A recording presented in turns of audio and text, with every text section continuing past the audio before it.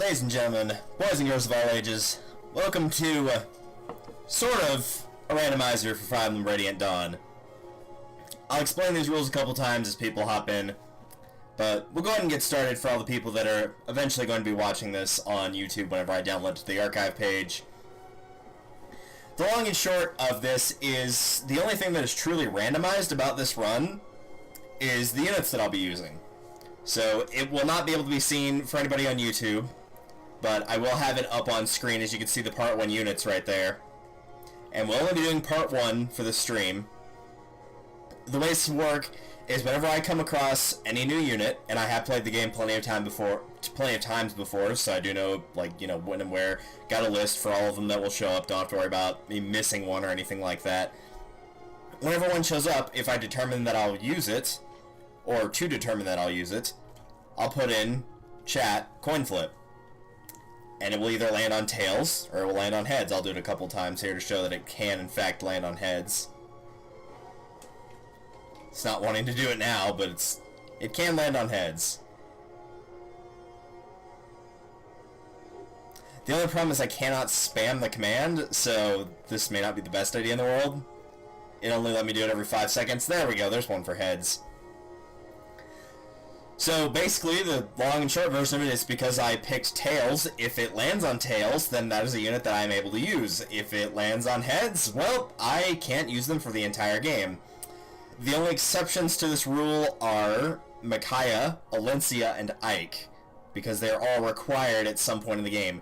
If a unit is required and I have to bring them in, but they end up on the no list, aside from those 3, then they will basically be sent to cheerleading duty, which means they will get stuck in the corner, and I will not allow them to fight anything. And the only exception I can think to that offhand is somewhere in Chapter 3 where Ranulf has to arrive, so after all the enemies are cleared out, I would send him to the top of the stage, and then, you know, have him clear as expected, but they would not be doing any fighting or partaking in the battle anyway, other than what is required of them to do for that mission.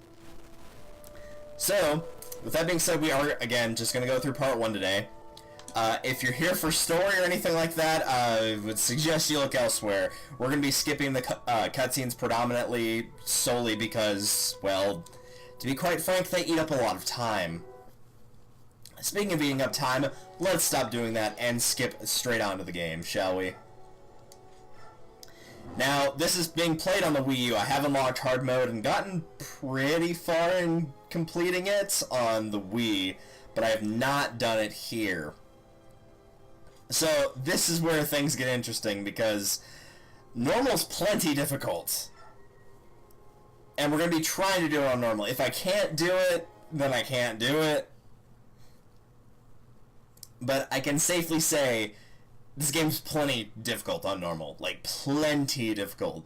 And the reason for that is due to a translation issue between Japanese and American. As most people already know by now, there is no easy mode in the Japan version of this game. There's only normal, hard, and lunatic. So when you play on normal, you're actually playing on hard. And if you're playing on hard, you're playing on lunatic, or maniac, whichever you prefer. And,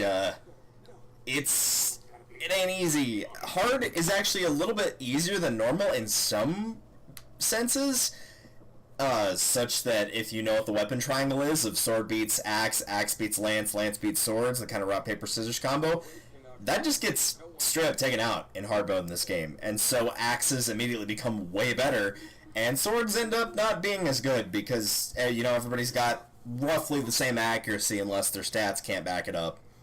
So, in theory, the axe users are just gonna, you know, wipe the floor with everybody. Is it the dog brigade? No, it was just a bird. Yeah, you gotta scare the birds. You're not doing a good job as soldiers if you're not scaring the birds.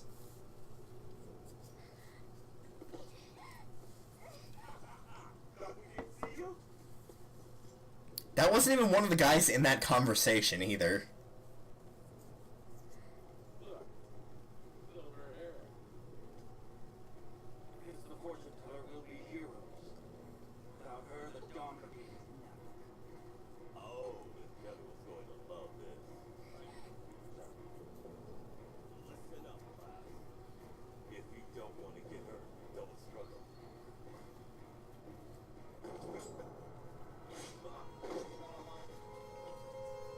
Also, I'm going to show the big cutscenes like this, namely because this is probably the one time Soph will actually get to look cool.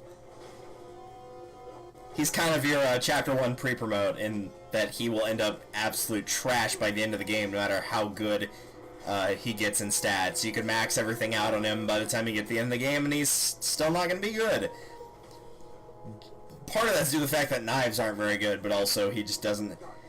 He's kind of the jack of all trades, master of none, but it's less jack and more like a 9, if we're going by cards. Like, not really great in anything.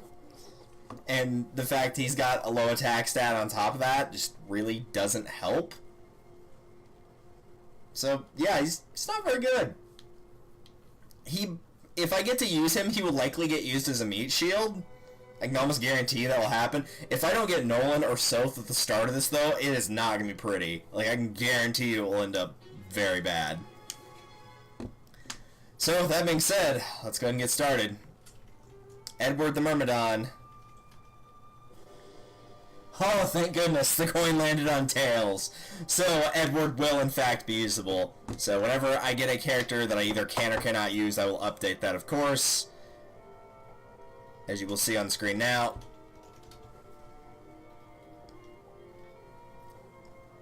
And there we go. I did spell her name correctly, right? M-I-C-A-I-A-H. Yeah, it always looks a bit weird, but yeah, that is correct. Oh, thank goodness it landed on heads. Or, it landed on tails, rather. No, not battle save. Let me just turn a couple things off here. This is being played on a quote-unquote New Game Plus, so I can't actually just turn the animation straight up off. I don't know why you are not allowed to turn the attack animations off completely until you've beaten the game. What a weird thing to require, but we'll do that.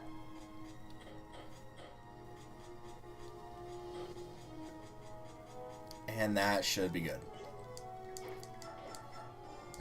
Mostly so we can actually just like play at a decent pace. I'll probably turn these directly to off later on, but for now we'll keep them on.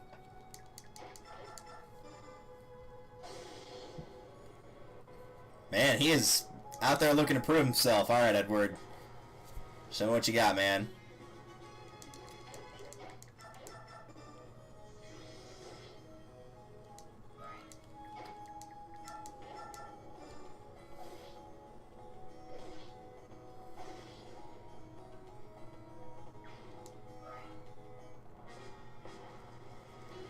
Really cool way to do randomizers to me is for the animation thing being a New Game Plus from Mount Aspire in Japan is slower for some reason, and normal speed is a completion reward after you beat the game. A good point. Also, I will be reading chat a little bit more since it's not actually on screen today because of how I had to format the unit thing. But honestly, yeah, I do like this for randomizers. I've done something like this before on this channel. The only difference was I figured this would be a little bit easier than having to just link people to an Excel spreadsheet. And also this time it will actually be saved on the archive pages. Also, I only played it on easy mode, so like, even though I didn't get a lot of great units, like, until about part 3, it still was not that hard.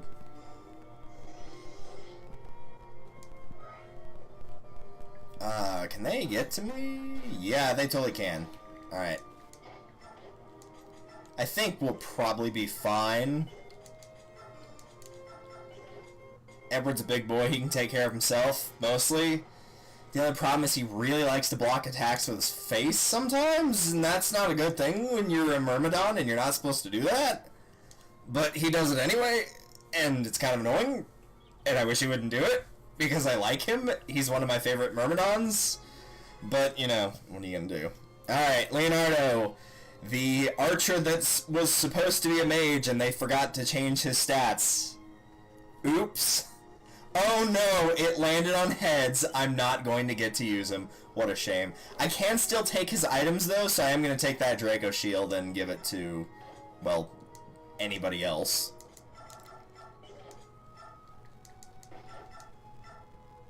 Actually, yeah, I think I'm going to do that. We'll do this. What a horrible shame we won't get to use Leonardo. Literally the best thing about him is his class 3 outfit actually does look kind of badass. It's just all white though, so like it's, you know, it's cool, but it's not that cool. Okay, if I try to pull the stunt, what's gonna happen here? Alright, we should be okay.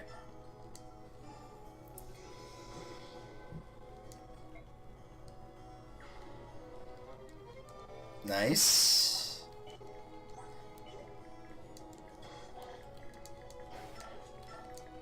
Alright, Leonardo, you're on corner duty. Because a lot of these early fights do force you to they do force you to take all of your units in, there's a good chance you'll be stuck on pack mule duty, which honestly is fine with me. I always wanted to get into the Fire Emblem, just don't really know where to start.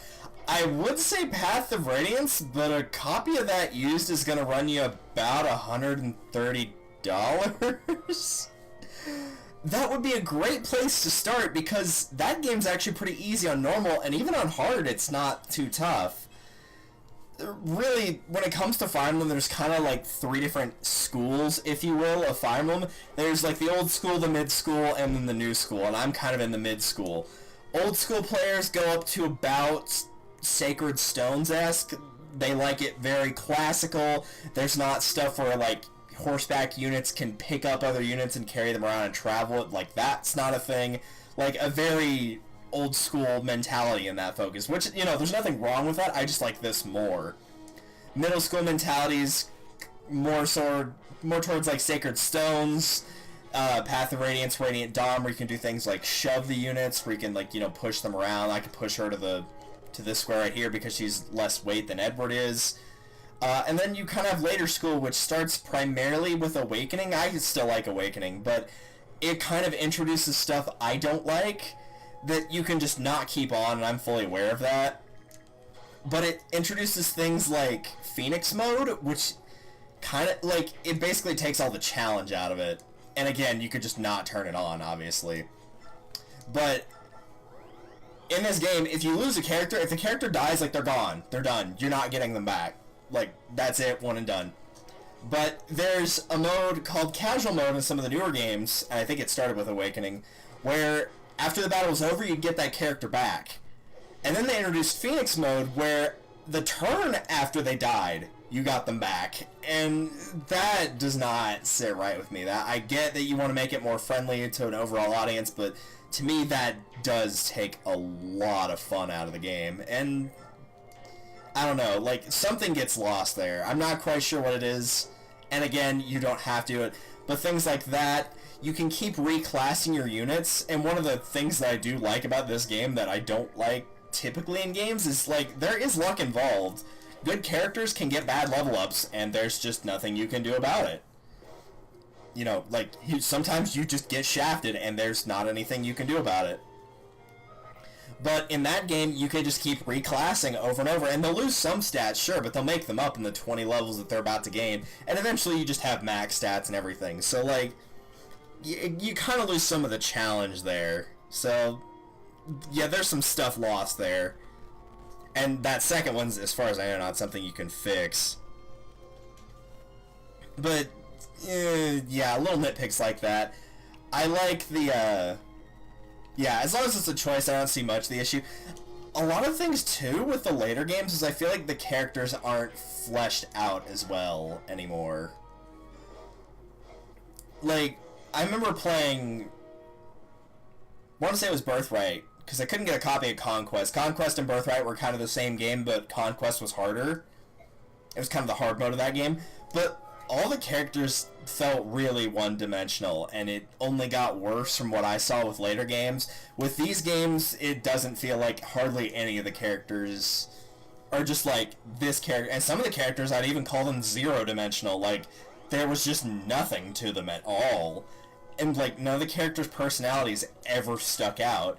In this game they do, in Path of Radiance do. Every game before this game they do. In Awakening they do, but once you kind of get to that point of, like, Heroes or Birthright Conquest, something gets lost. And I'm not quite sure what it is, but something does get lost. But again, that's one man's opinion, so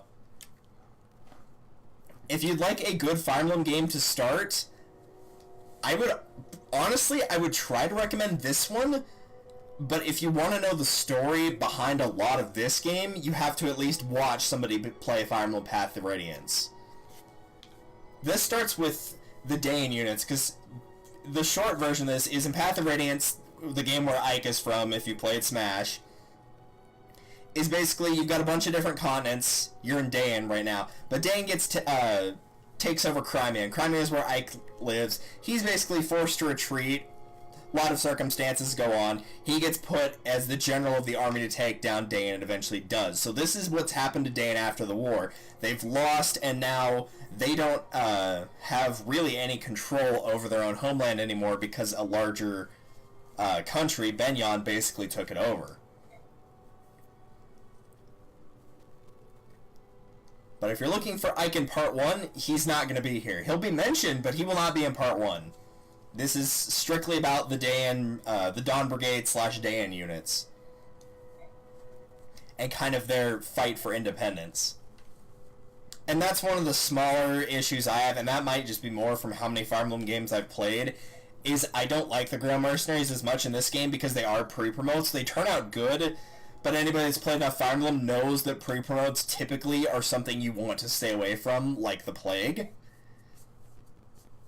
Because sure, their stats might be great at the start of the game by comparison to everybody else's, but if you get everybody up to their level, if they're all at like the second class at like level 10 and they caught up with that guy is not going to have stats to match the rest of the team. He's going to be much, much weaker.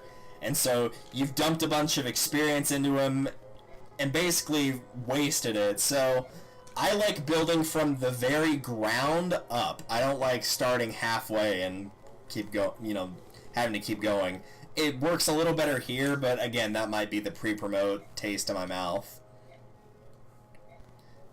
Because that's the case. Like, Soth is that way in this game, Titania is that way in Path of Radiance. Jagan is like the OG from Fire Emblem Emblem of the Dragon, or Shadow Dragon if you want the reboot.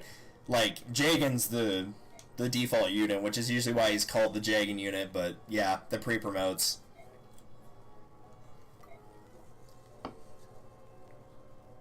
But thankfully the pre-promotes mostly in this game turn out alright. Not all of them, but like more than usual. Usually it's like, oh, that's a class 2 unit? Yeah, I'm not going to use them.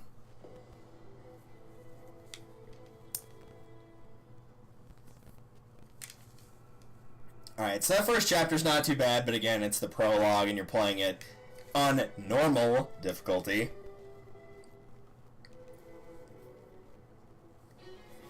So I'm gonna move swiftly on. Alright, Nolan. This guy looks like Chuck Norris, and he's basically one of the best units in the game. Like, this guy will cap pretty much everything naturally. He is a freak, so I really hope the coin flip is nice to me. It probably won't be, will it? Please? Ah, of course not. Seriously, this guy is a powerhouse. If you're playing this normally, use him. This is going to be really hard without Nolan, actually. Like, really, really hard. So one thing I can let him do is this. Yeah, Nolan's... If I could pick, like... If I did a top 10 list of, like, every Fire Emblem character from all the Fire Emblems I've played in terms of stats, this guy's in here. Like, for sure in here. He's good. He's real good. Like, Edward starts with, like, 20 hit points, kind of frail, like, 6 defense, you kind of have to rely on dodge. This guy comes with, like, 12 strength, 30 health, like, he hits like a truck, he rarely misses, which is very weird for an axe user. That's, like, usually they're kind of high risk, high reward. This is probably one of, like, maybe 4 axe users in the history of Fire Emblem that don't have that issue. The other ones being, like, Barst from Shadow Dragon, Hector from Fire Emblem 7, like... It's really, really uncommon for that to be the case. It's almost always an issue.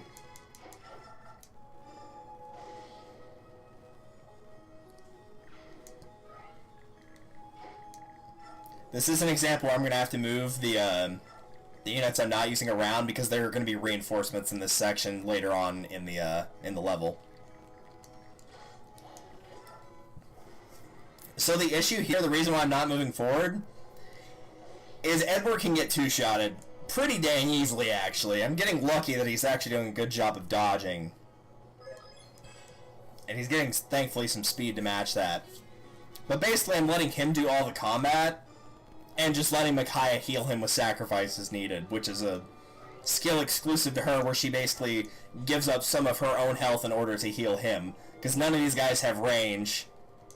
Well, none of the ones that are moving. I don't think this guy moves until you engage him in combat in normal mode. So it lets Edward get the bulk of the experience, which will hopefully give him more speed and health to be able to dodge or take more hits. Because while it is important to level Micaiah right now, it's not the end of the world if she doesn't get the levels. There will be time to get her more levels.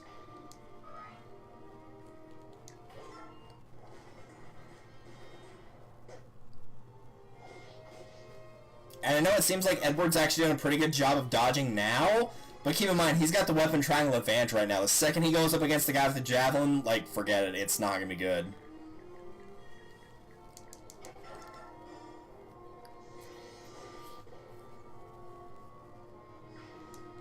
So here's where the difficulty is going to lie. I have to try to get this guy to come over here. But this guy's also here, and he's going to throw that spear the second I get in range. And that's as far as I can get to where he's out of range, and this guy isn't. And if I put him there, obviously these guys are going to come over, and it won't be pretty. So, it's at this point, we pretty much just pray to the RNG gods that they don't kill us. Yeah, because like I said, he can get two-shotted. Oh, he actually didn't move. Okay, that's good. Kind of surprised he didn't actually. I'm gonna risk it. Nice to get that. Could have been worse, I guess. But yeah, like, see what I mean? Now all of a sudden that the triangle is in his disadvantage, now he can't do anything. So, like, starts out looking like, oh, wow, he's going to be really good, and then they just start throwing a truckload of units that are against him in the weapon triangle. And it's really a shame, but, you know, what are you going to do? I don't know why that N is not showing up. Okay, there we go. That was weird. I typed in Nolan, and on my screen it was good, but it wouldn't show up there. That was really bizarre. So I'm actually not going to attack him, because if I attack him, and, like, all the damage goes through, and then he hits me again, I'm dead. So I'm not gonna do that.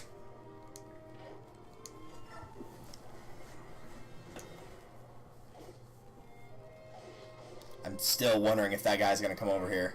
No, he's not going to. Alright. Oh, I have to escape in 10 turns. I am actually running out of time on this stage. I may actually fail this one. And that's going to kill me. So we'll do this. How much damage did he do? 13? Oh, wow, this is going to be dumb. Alright, fine. So that'll leave her with 1. Yes, this is the second stage of the game, by the way. Granted, you were supposed to use Nolan for most of this, but still.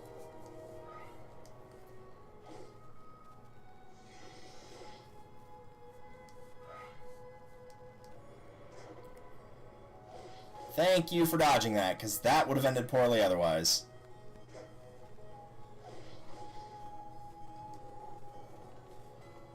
Yeah, here come the reinforcements. I'm gonna make that judgment call now and say we probably need to reset. I think we're likely done on this one.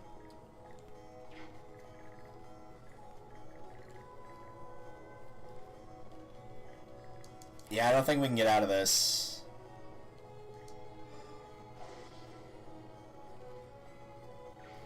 It's like I can try to clear part of the way forward, but somebody's gonna get killed in this next round, I guarantee you. Because then, like, if the javelin guy somehow misses, he won't. But if he somehow missed, the archer's not going to miss. Yeah, no way. Alright, so I'm going to have to really, really rush this. Again, bear in mind, this is the second stage of the game, and this is on normal. This is on the second difficulty, not the highest one.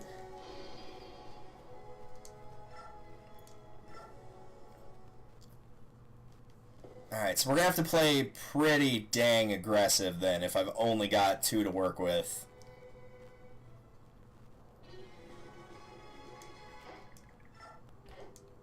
And the only person that needs to escape here is Micaiah. You get more bonus experience for other players escaping, but the only one that needs to is Micaiah. So I'm going to try going here instead.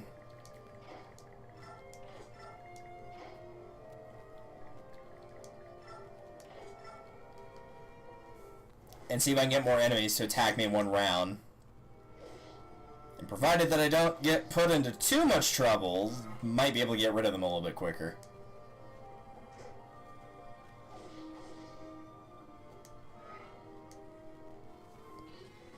Of course, that's a big if.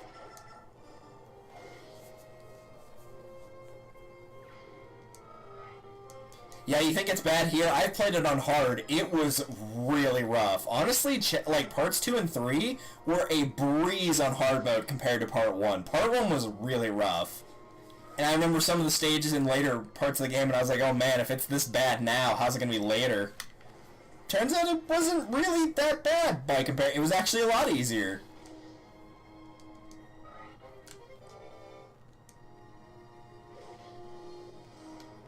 Alright, there we go.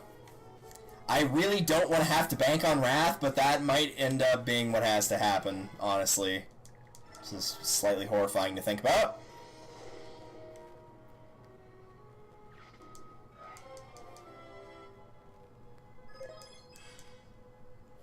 Alright, we're in a half a decent spot here, so I'm going to battle save.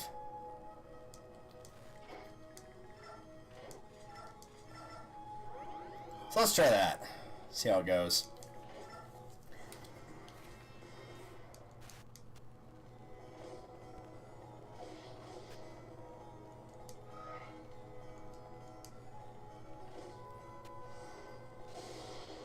Oh, thank goodness for killing that dude.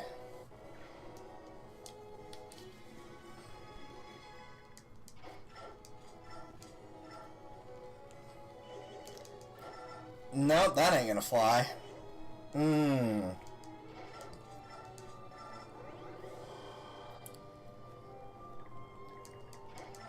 Yeah, I didn't think so.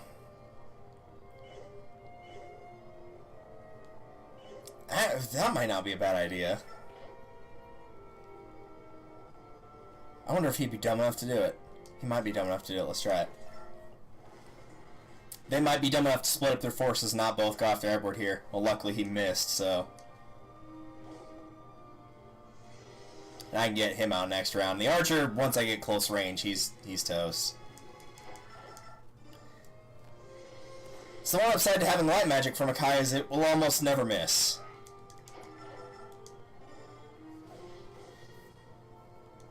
He's just gonna retreat next round. Or, yeah, I mean, basically do that.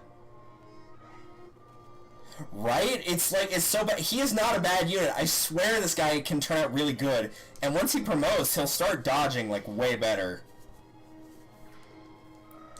And if you play this on normal, he's, like, at level 10 by now, or at least level 8, and so he'll do a lot better as a result.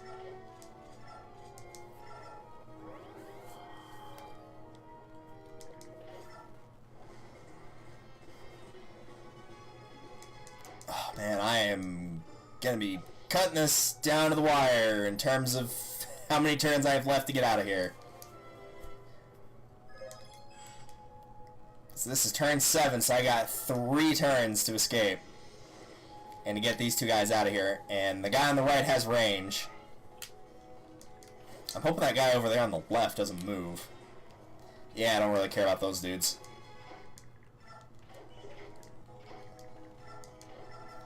This is going to be the guy that I have to go after. I don't have any other options right now.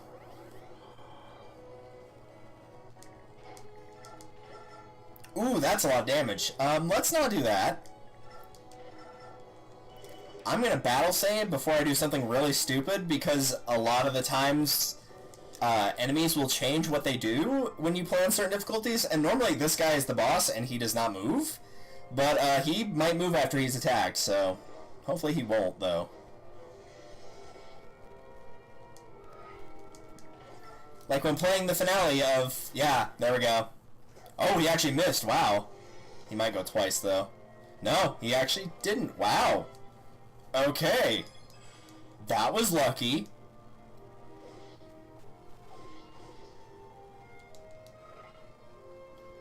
Oh, now you're gonna put me in a dilemma, aren't you, game?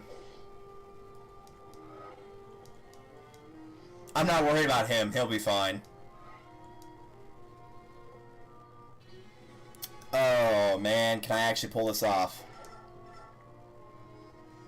Yeah, I gotta do it. This guy is worth more experience, and he's gonna drop that steel sword. I gotta kill this guy. I gotta kill him.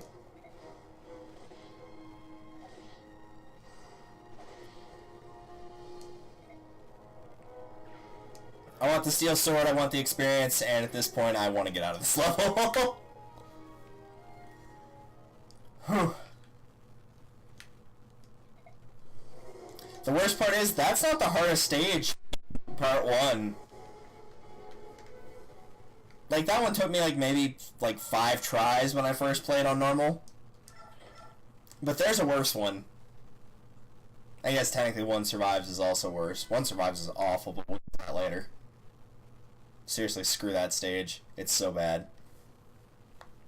Alright, so we've left the capital, and now this little lady right here wants to get some medicine from her guy, but all these guys blocked it up, and now it's in here. Normally you have to kill this guy, but for normal, that's what we have to do, is get her here. This stage is straight up brutal. This is what I would consider probably one of, like, the top 2 worst ones in part 1. Thankfully, we at least get a healer, so there is that. We do get Laura on our team. So, at least I have that going for me, for what little it's worth. The problem is, she, like Micaiah, will get one-shotted by everything. So, that's going to be a bit of an issue.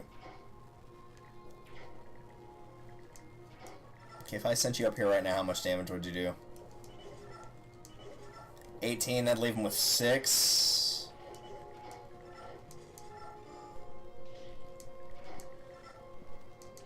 That'll work.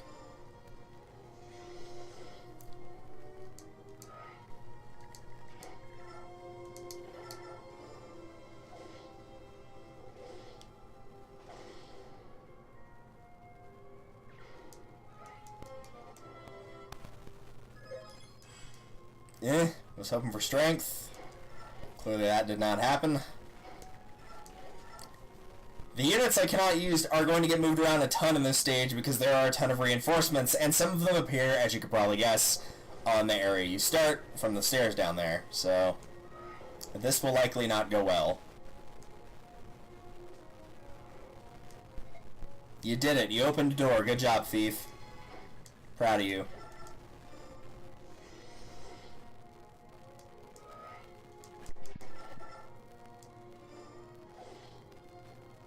Thank you for dodging that. Well, that was unnecessary, but I appreciate it all the same.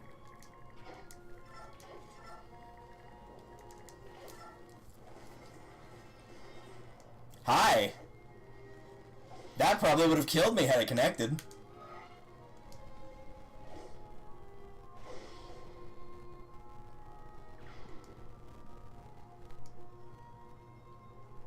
Hey, you, how'd you get in here? Don't know, but I hope the coin's being nice to me. Nope, not so. Alright, well, you're running for your life then. And no, I'm not going to attack him, but I do need to get him down here, so we'll do this.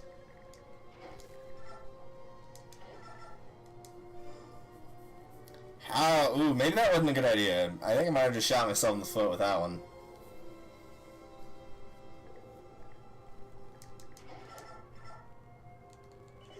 You probably can't get him in one go. Well, maybe. Yeah, I might as well.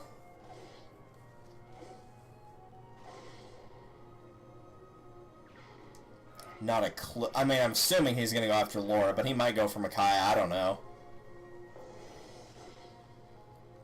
Maybe he'll be really stupid and run off to heal.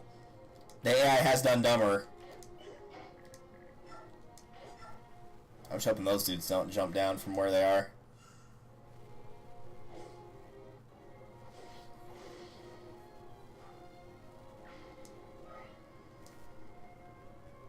Nope, that's it for Laura.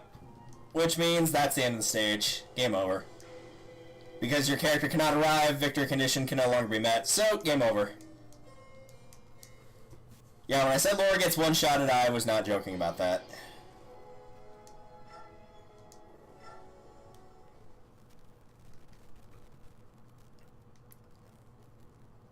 So maybe I want to go with plan B here, which is not that great of an option either, but it's better than nothing, I guess. And that's what we call creating the wall. This is a strategy where basically you just create a line of characters saying you're not allowed to go past this point. And you also can't surround a single unit to just swarm and drown them. Because trust me, if they can do it, they will.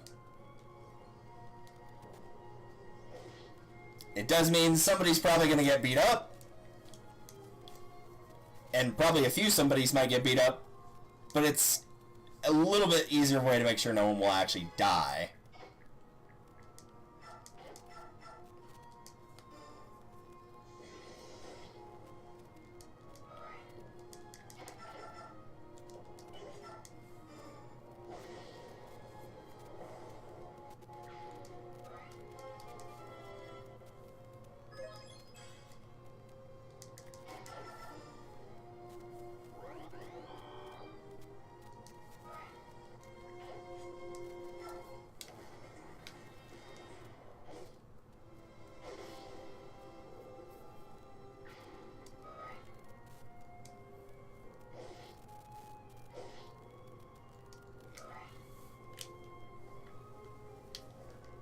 Yep, So's here.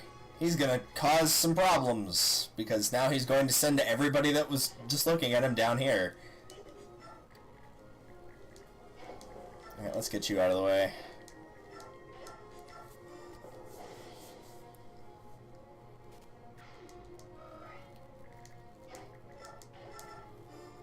If you think this was bad now, imagine if I had only gotten Micaiah. Imagine if it had come up heads every single time thus far.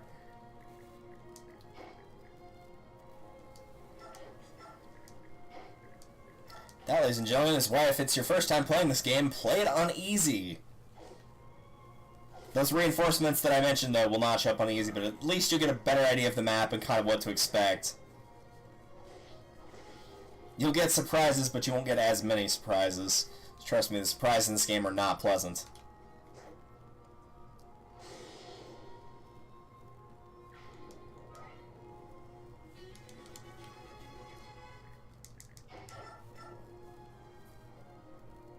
Yeah, you might as well.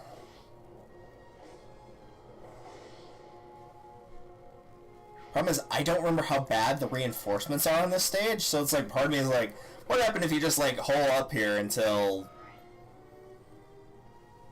you know, like, all the reinforcements just stop appearing?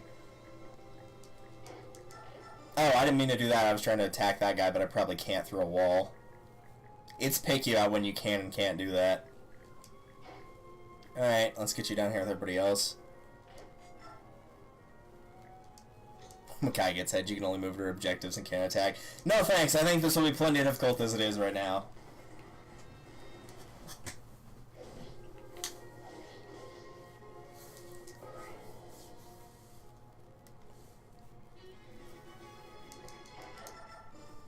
Maybe I'll do that in the future, but for right now, I think I'll take a hard pass on that one.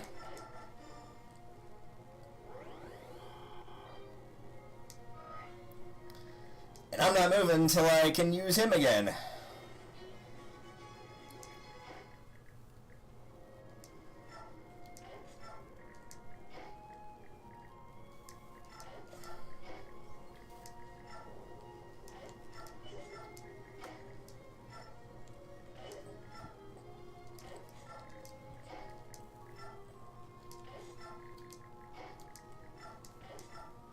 And yes, I am fully aware you can unequip their weapons so they can't counterattack like Nolan was doing there, but I want this to be doable, so while it can be done with just Micaiah for a lot of these stages, not all, but most, it requires incredibly good luck in order for that to happen, both the level ups and her dodging, so can it be done? Yes. Is it easy? Definitely not, because you're relying on a skill that I only have bad stats in.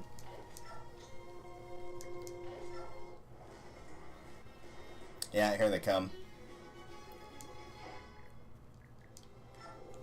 Is there anybody else up there? Yeah, there's one guy, but he's not going anywhere. Alright, so here's what we're going to do. We actually are going to hit this guy, because as you can see, his accuracy, because it ranges anywhere between 0 and 100, it's just a percentage. He will not hit me. It's just not going to be possible. So, quick stat rundown, HP's health, might, which is your power, hit, your chance, and crit, your percentage to crit. So, he's not getting that.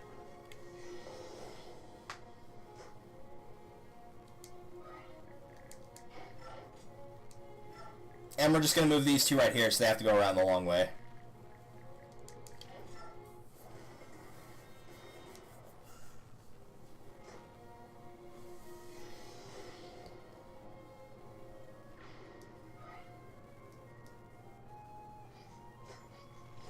Ouch.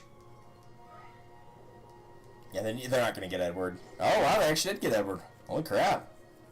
Alright. Color me impressed.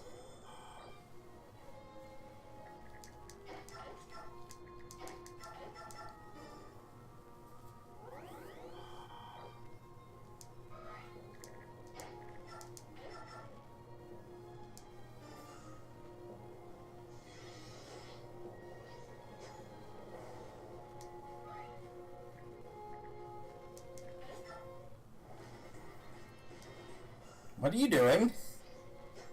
Okay, I mean, I guess he was just going to go for somebody who couldn't counterattack him, but still. Yeah, those were what I was more worried to see, but, oh well. Fine, we'll move him back so you can't do that anymore. I'm half tempted to just send him down there and kill that guy. Provided he could. Yeah, he could. You know what? Let's find out. Legit curious, because I can obviously just do this and get rid of him.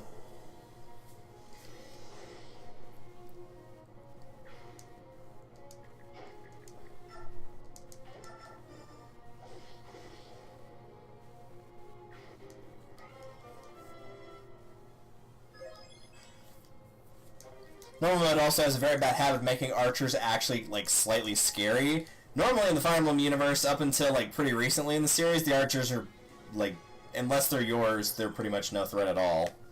It's like, oh no, it's a pair of archers, what are we gonna do? And that's typically because, well, there's mage units and they outclass them in pretty much everything. Except maybe accuracy, but usually, even then, it's not enough to make that much of a difference. Mages will typically have higher health, higher offense, usually better defense, not always. The only stat they might lose in is speed, but again, it'll be enough to where in fights against other units, unless they're incredibly fast units, they're going to double attack anyway, so typically mages just kind of win that battle every time. Plus, they can also attack close range in case they do get hit. And that will usually happen at some point or another. Whereas the archers are just stuck, unable to do anything.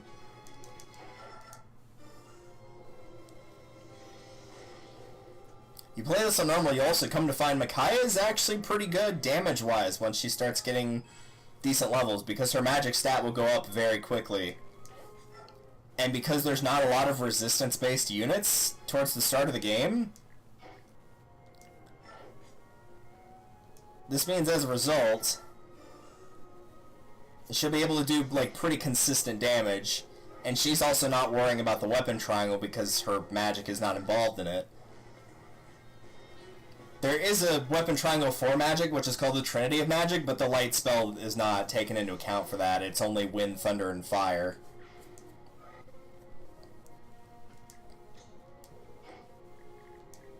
Alright, so now that all those guys are dead, I think more of them do appear, though. Not 100% sure. Yeah, I had a feeling you might have it.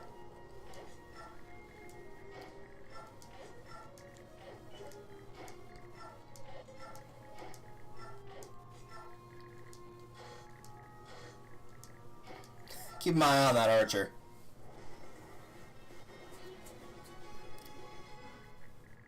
Alright, my man, one of your stats, like, I guess that's not too bad.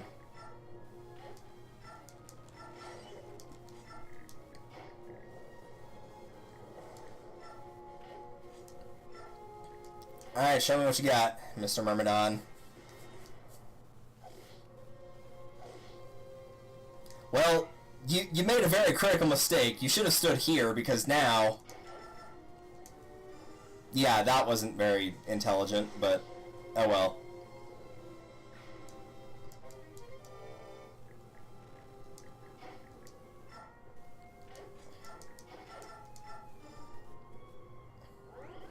Man, what a dummy. Oh well, that's on him, not me.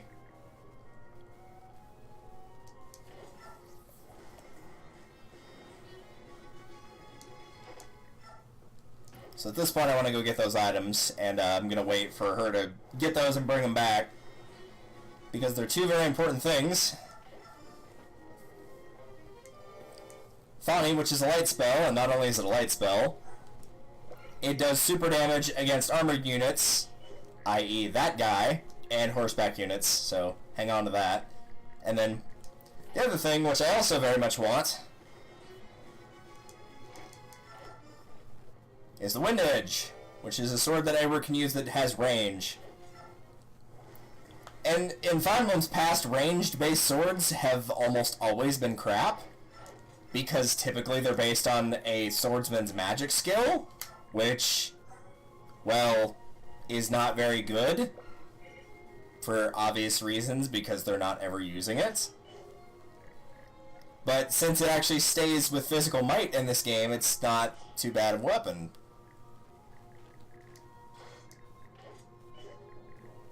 Alright.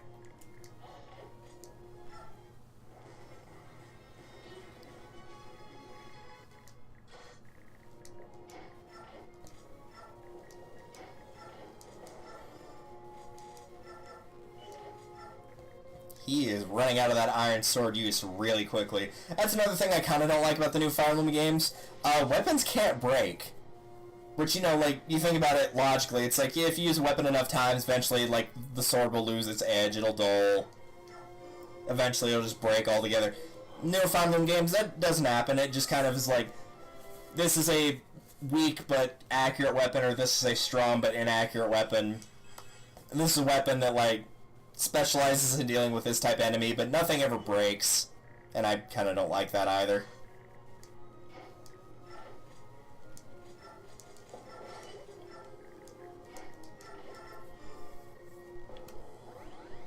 See, the problem is we're going to have to get this archer next round between Micaiah and Edward. Because Laura can't attack. She can get light magic when she class changes, but that's not going to be for a while.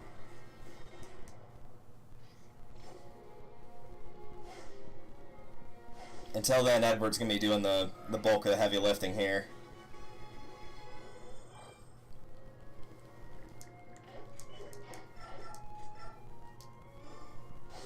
Like that.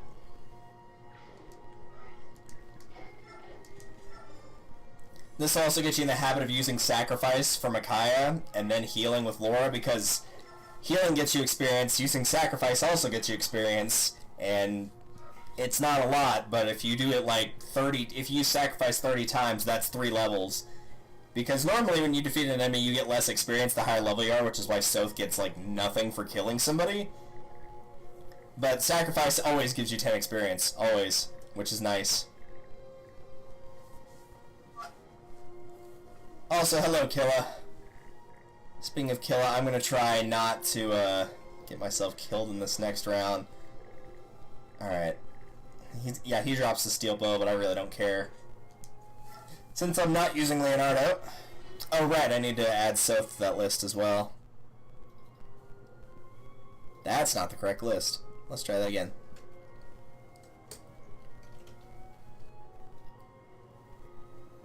Well, at least we can say that the coin mechanic has given us an even 50-50 split, even though Micaiah I kept on default yes, because I had to.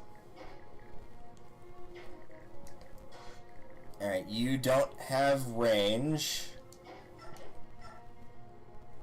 Man, that sword is definitely going to break very soon.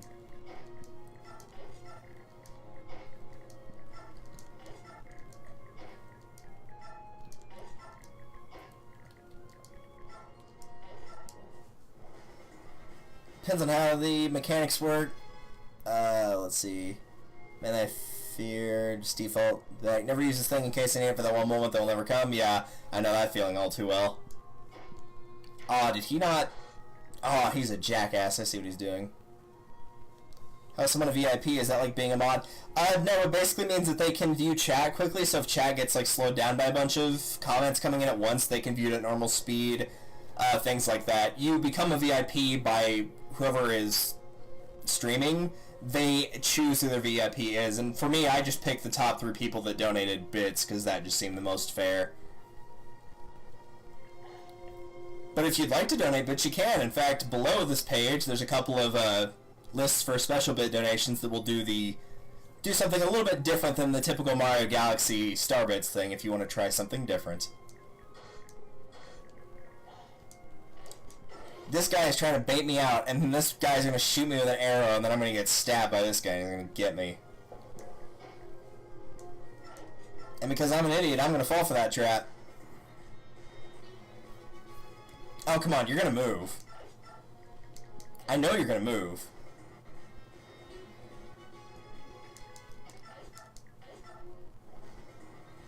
There he goes. Yeah, it's like, you're not just going to sit there, are you? Oh, just you? Nobody else? Okay, then. Suit yourself. That's not what I thought was going to happen. I honestly thought all 3 of them were just going to go straight for Edward and kill him. Really thought that was what was going to happen. Okay. Anybody else? No, they're just going to sit there. Okay. That'd leave him with 8. And that would kill him. Oh no, that's 7. Alright. Oh, we might as well take him out, I guess. They just kind of sat there and let that happen, but I really could have gotten put in an unwinnable situation. Or at least one where I couldn't have gotten this far. But again, they just kind of let it happen, so, okay. Suit yourself. VIP works like avoiding the slow modes or subscriber-only chat modes, I think, simply put, like mod without mod powers to affect the stream. Yeah, it is a bit weird, but it's kind of a way of being like, hey, these are the people that donate a lot, and I really appreciate all the things they're doing. What am I going to do, a Mario Party stream? I have one scheduled for... Let me check Discord real quick to make sure I'm completely right. But there is one scheduled for this week. It will be just me, though. Icarus will not be playing because A, she's got family in town, and B, she also has pneumonia right now. So, that's not really an option for her. So we'll be seeing about if she's actually doing anything for Star Fox Adventures either. Yeah, Mario Party nights will be on Saturday, so 2 days from now, starting at 4 Central Time. For reference's sake. Now I'm just closing a bunch of different Discord chats of other people that I watch stream sometime. Which Mario Party? I'm just gonna have a poll for like a bunch of different boards. I'll start with one I feel like playing, and after that it's just kind of like whatever people want to really see.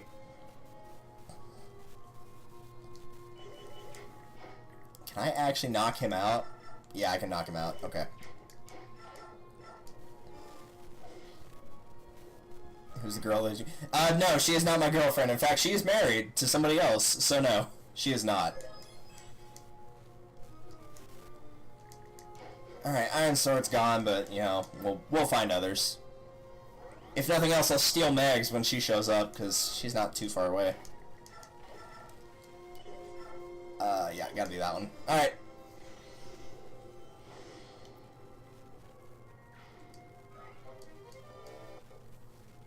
Yay, I got a steel bow. I don't care about that. So to give you an idea of how good bonus damage is in this game, steel sword, 5 times 2. The thing that does bonus damage, 30. Little bit different. Just a touch. There's no escaping for you now. And then he gets one-shotted. Now, they do this on purpose, because as you watch the next chapters, almost all of the bosses are either armored or on horseback. So that's kind of your way of giving Micaiah an almost surefire guaranteed level. That's why they do that. The problem is I have no more chest keys, and I can't use Soth, So I can't pick up what's in this chest, and I wish I could, but I cannot. Because all 3 chests here are good. I just really need the Wind Edge and the Thani more than what's in there. It's an energy drop, which is like the Draco Shield. It's a stat boosting item. You can give it to a character, have them use it, and it instantly increases their stat. In the case of the energy drop, it increases their strength by 2, which means it would be going to Edward. But the ranged sword, and especially Thani, I mean, I probably could have done without Wind Edge, but on that stage, I'd rather not attempt it. Now my brain has come up with the term married girlfriend, and my brain is tired, and it's only 5 p.m. Hooray!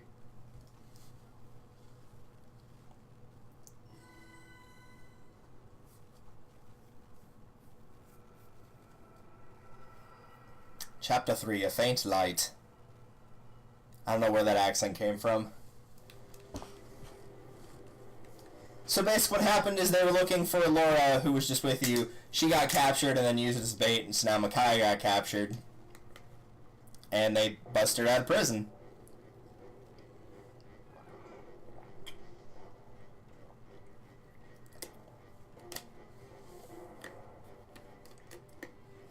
If I can get the lid back on my drink. There we go.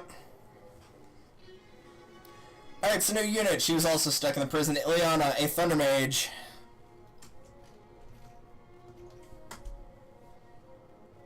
Cool, landed on heads. Alright, well, we're not using her then.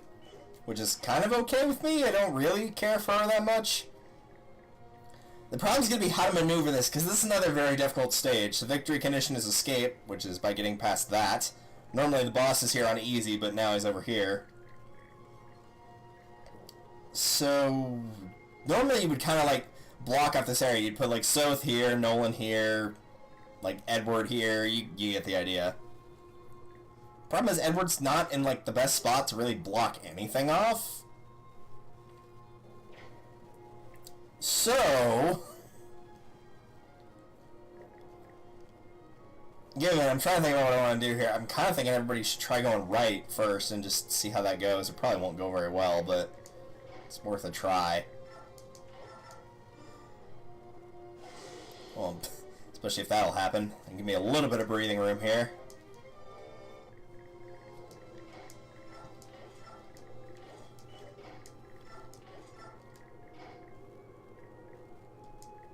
It won't let you spam that, by the way. There's a reason a timer is set on it. If we're gonna play Mario Party with the guys you played with on Mario Party 1. Probably at some point, yes, just not like during the holidays because everybody else has family stuff. My family is leaving town the day before Christmas Day, so it will not be an issue for me, thankfully. Let's see, direct, target, and this is going to move these other units. I have no control directly over what they do other than this. But they can't fight anyway, so not going to worry about it. We're going to hope I don't get bum rushed by somebody I didn't see here. Yeah, I know they're going to be after me. Okay.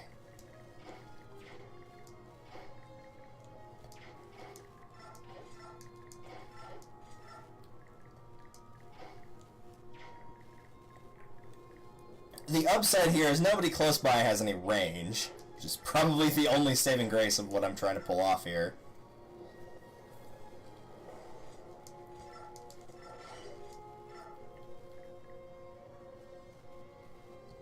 Randomize your movements and targets. That would be pretty much, like, impossible.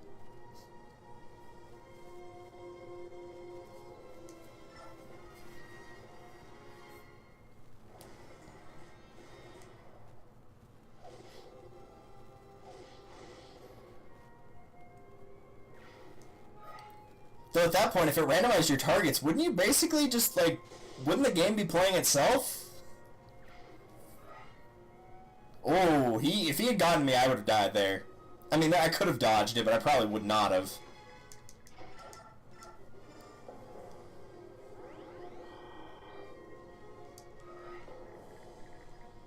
Oh, crud.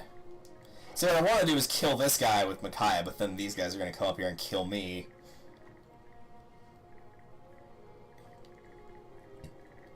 So that being the case,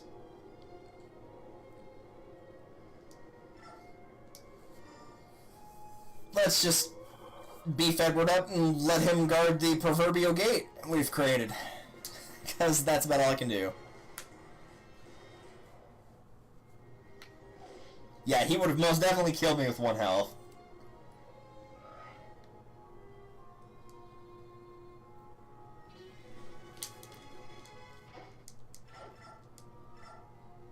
Yeah, just go and kill him. MBD, no big deal.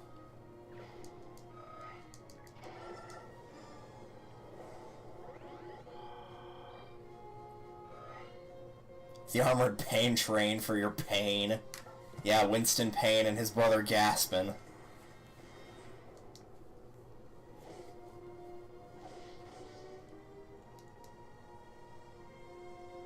Uh-oh. Ooh, that was close. Please don't do that again. And thank you. Alright, that guy's gotta go. Alright, this, ladies and gentlemen, what we're about to do is known as a Hail Mary. Which is just basically praying that what you're about to do works, and if it doesn't, well, then too bad, Waluigi time. Wait, why did I do that? That was dumb.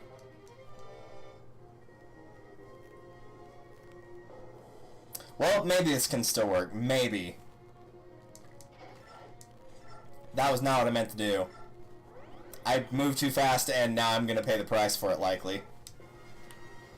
This guy in the black armor can be recruited by your healer, which is what I should have done there instead of what I actually did. That was really dumb. I just got lucky, and now he has cornered himself, so this will be slightly easier. That guy has to die, though.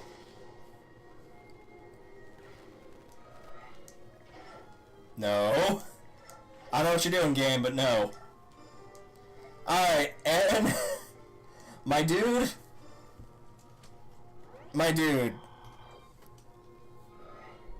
Oh, thank you.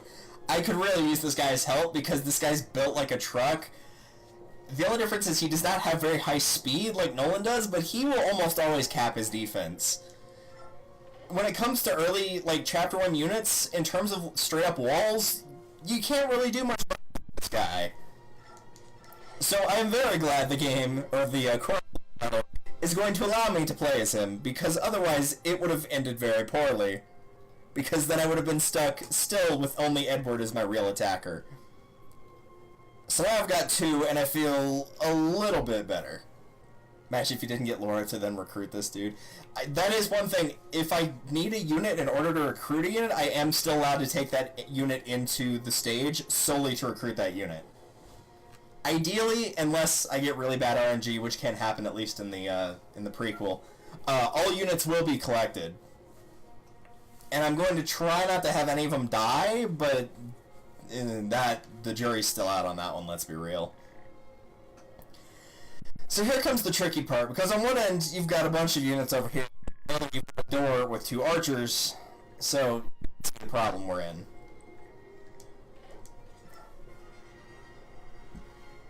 So the first thing we're going to do...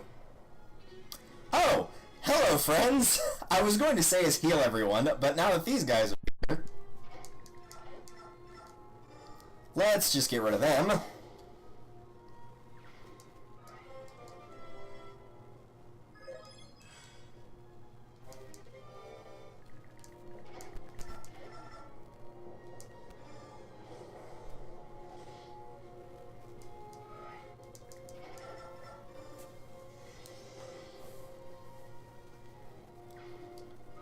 Okay, let's hope no reinforcements pop up there so I can get at least a second to figure out what I'm doing here.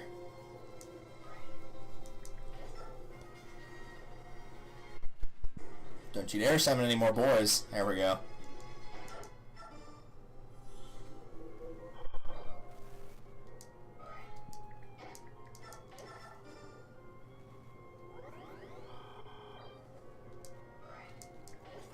Alright, Alright, so now I have to make a decision if I want to go left or right.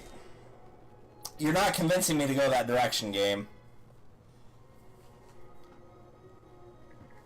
Luckily, you're not yet back in town. Yeah, there will be, though. Thankfully, there's no escape by, like, turn whatever. I honestly do not know which... Like, the right side looks easier, but from the times that I've tried to go up the right, I've had issues, and I think the few times I've done this on normal and been successful, I did go left. Just the double archer really sucks. So, I'm going to try something a little weird here. And I have no idea if this is going to work or not, but we'll give it a go and see what happens. Also, I'm going to battle save, because that first stretch of the chapter is not very fun. And I don't want to repeat it, if I can avoid it. Yeah, I had a feeling they might come after me. So I'm going to put Aaron here, and if, in theory, one of these two guys is going to come up here and start firing at him. There's been a Fire Emblem-esque game which had a harsh escape timer to kill off a player's army reserves. Sort of. There's kind of one in this game. It's not killing off the player's army reserves, but you have a limited amount of turns to burn the enemy supplies, so they starve to death. So, pretty close. So I'm going to assume those guys are going to go up, so we're going to put Edward here. And I hope that dude with the bow just, yeah, starts basically taking pot shots so I can return fire on him. I did not want that to happen, though.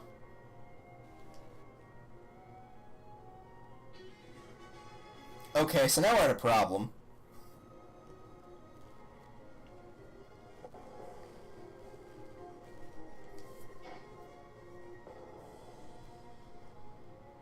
I think the best thing to do is Edward can, like, he can last one round, so we should probably do this. Oh, steel bow. Yeah. We'll do this.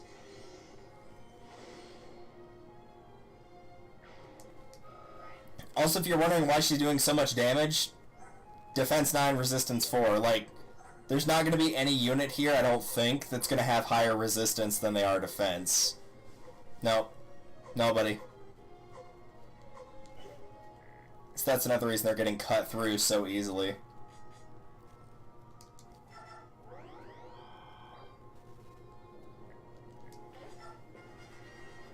Alright, round 2.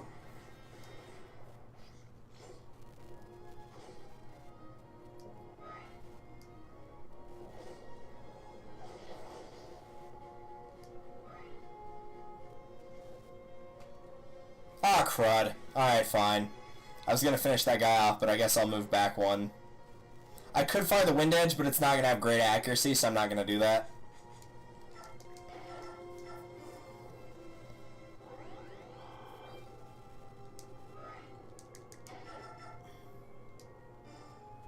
Alright, that's one. I'm going to assume the guy by the door will probably immediately move down and just start doing what his little buddy did.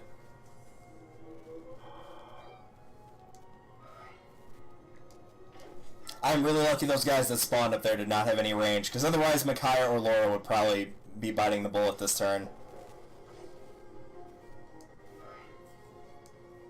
He's running for his life. Oh good, we're getting a repeat of this. Because that situation wasn't a problem in the first place. He lied.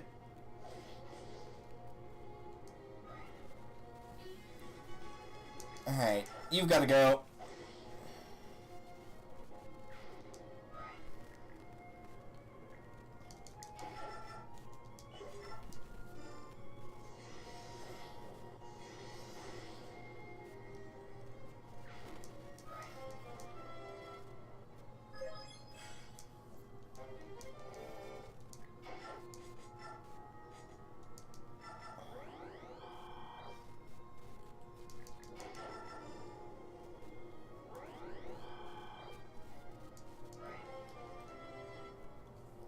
The one upside to, like, the units that I have that I can use is there's basically, at this point, there's 2 attackers and 2 healers. Micaiah can kind of serve as both. But that's basically what's happening here.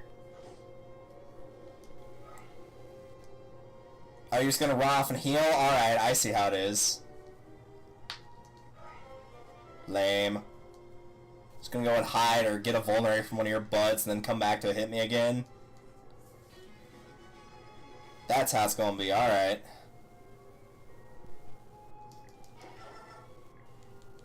And pretty good odds, but I'm gonna battle save anyway. I'm gonna get rid of that guy first. Or not. That was why I battle saved. So I can reset and be a dirty little cheater.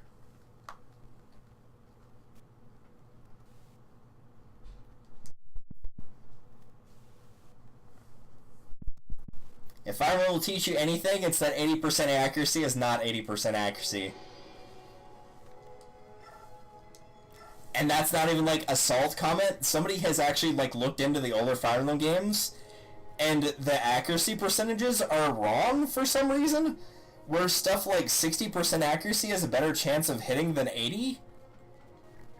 Like actually, and it doesn't make any sense at all, but that can happen. It's very bizarre.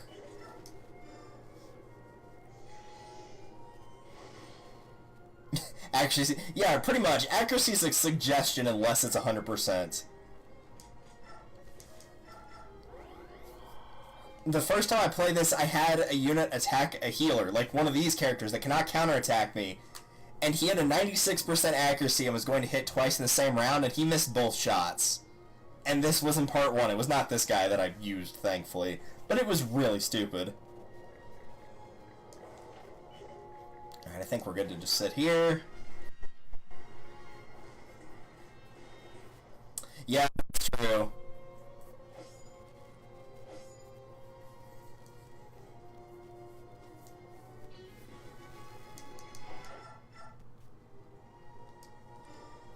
It's just like one of those automatic things, like the automatic things that get calculated in. I've always hated that in games, whether they're like tabletop or anything.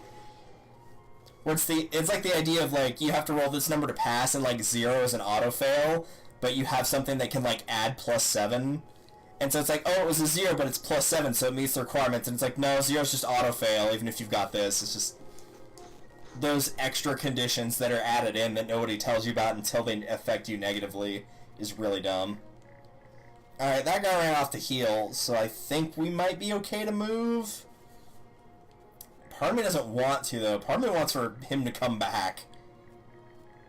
And I think I might wait for him to come back and then kill him.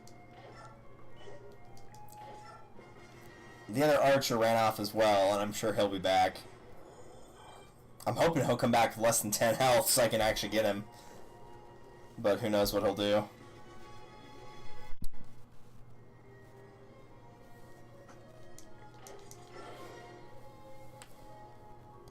Alright. I think I'm gonna start making the move. Forgot who got the key. He did. Alright.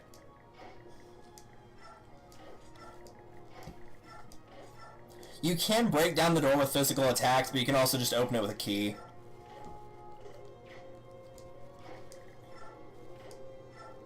So attack's 18, what's the door's power? 30? I think it's half of that in easy, but I'm not sure. So we'll just wait there. And if any reinforcements show up, then, well, that's not good. I have no doubt that guy will try to come up and sneak attack me whenever he gets enough health, but for now I'm not going to worry about him.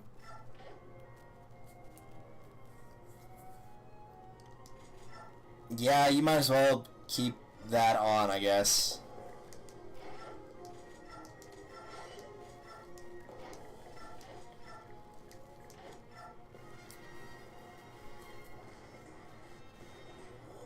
Alright, is he going to come after me? I know he is, but he's not who I'm worried about. Yeah, he's hiding in hedges, so my accuracy's lowered, and he's still gonna die in one set of combat.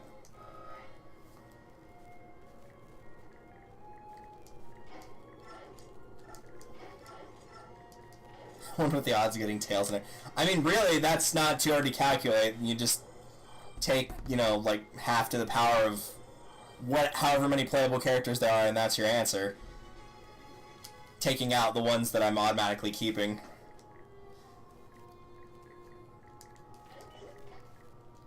We'll skip the math work and just say it's low. It's very low.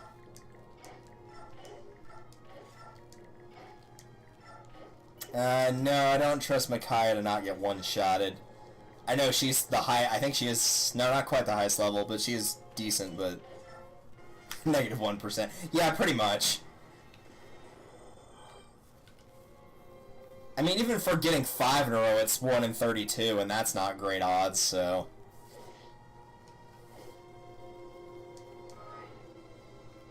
Yeah, he's gonna come back. Alright. Well, that guy has to go.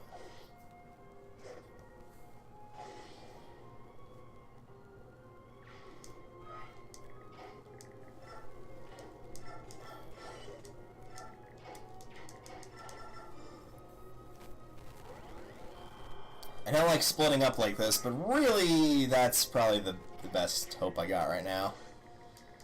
Now Archer will come back and go after Edward, and I'll kill him. Whenever he's done doing whatever he's doing. I know he's just sitting on that heal hedge, just gradually getting health, but it's really not going to do him any good in the long run. He jumped off of it too early, and now he's dead.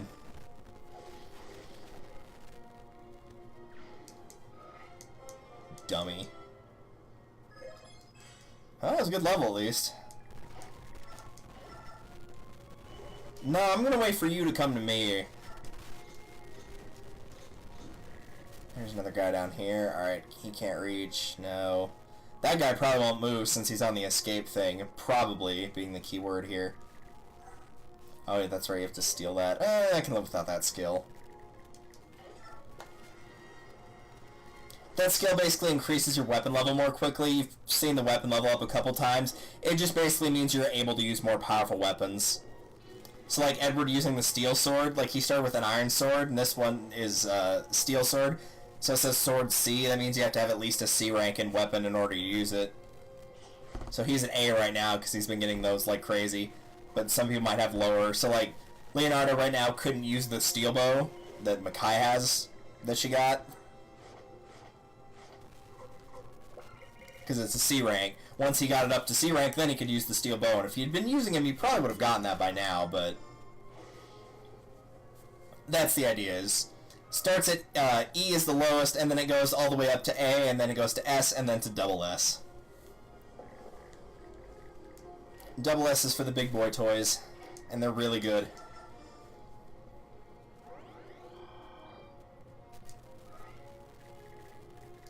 Yeah, I'm gonna wait for Aaron to get back over here before I try to tackle that. About triple S. There is no triple S in this game, actually. They didn't pull a Devil May Cry. Just the double S. Edward, I think, is one of 2 swordsmen in the game that can actually get double S rank in his second class change. Because he starts as Myrmidon and then he shifts over to Swordmaster, and then he goes to True Blade. True Blade is when you normally get SS rank, but he can get it at Swordmaster, I believe. Him and one other unit can.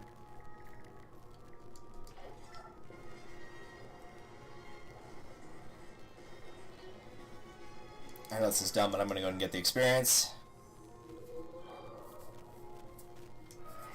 Again, you've already seen it. You do get bonus experience, and you can use that whenever you start getting a convoy, which will show up pretty soon, to level up your characters, but it's kind of bad in its own right, which you'll see that when we get there, because it will show up in part 1.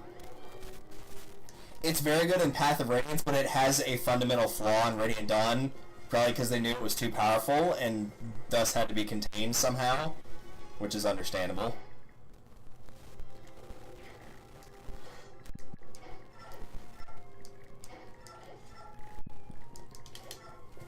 I'm waiting for reinforcements to show in that top area.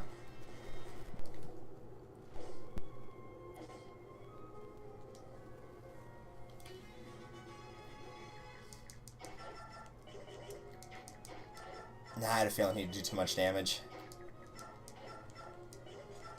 Alright, fine.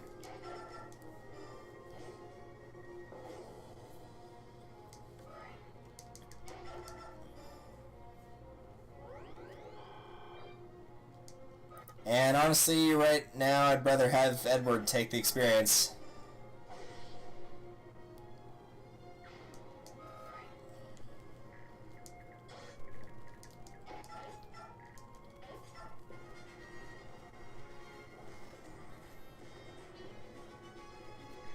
Normally, I would have been out of the stage, like, a long time ago. Like, if we're on turn 27, I could have done it, like, probably 8, maybe. Alright, so sword unit. Alright, we'll send Lance, then. Lance the Lancer. I think one of the first Lance units you get in one of the previous Fire Emblem's games, I think his name actually is Lance. Which is hilarious. Oh, you've got a little spear. Speaking of the big boy weapons, let's just do that.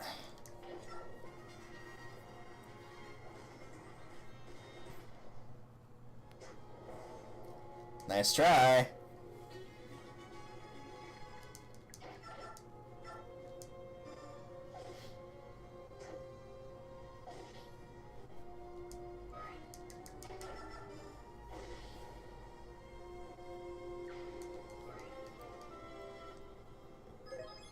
Strength and defense, alright. Really, for Aaron, the big things I really care about him getting are strength and defense every single time. I know his speed's not going to turn out great, and that's okay. If he can survive hits, really, I can't ask for that much more. At least not right now.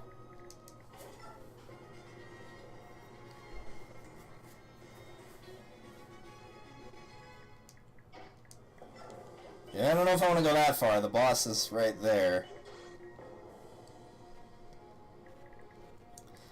Yeah, I have a feeling if I stick a unit out there, he's probably going to come right at me. So, we're going to try to finagle this a little bit. This is a very basic strategy that we call luring the sucker, where you throw one unit just inside of somebody's range of movement / attack, so they come up and attack you, and then that leaves them wide open for doing something like this.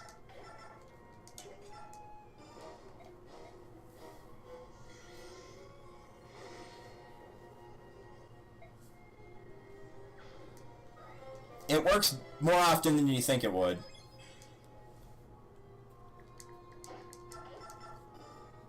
And now, because I know that guy with the armor is going to try and come and kill Micaiah. No, we'll keep that on.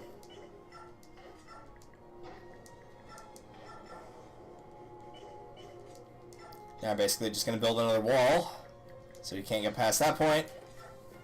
Whether that armored knight survives or not, he will probably be dead next turn, because I will probably kill him with Micaiah. They're not going to be able to get there in time.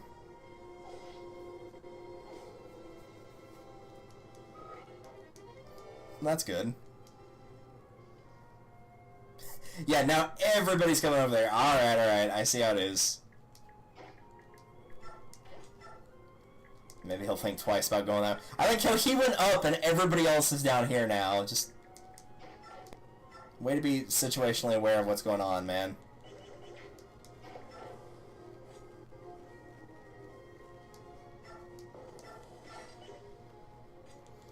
You know what? Before I do anything here, I should probably do that.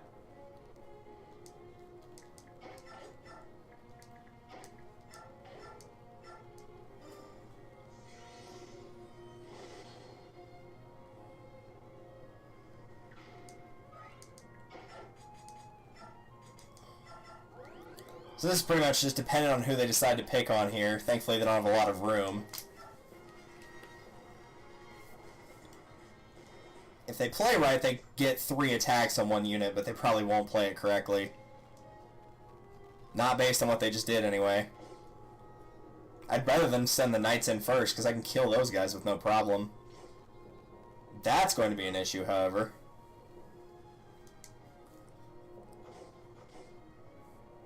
Speaking of issues.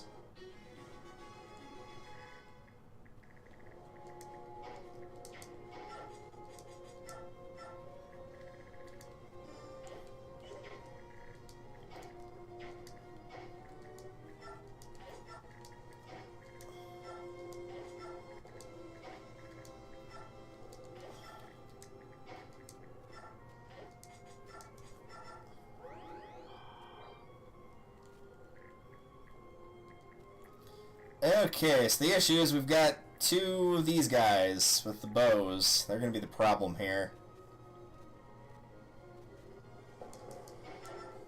No, not that. That is not the greatest accuracy in the world on either of them. I mean, that I'm firing against them.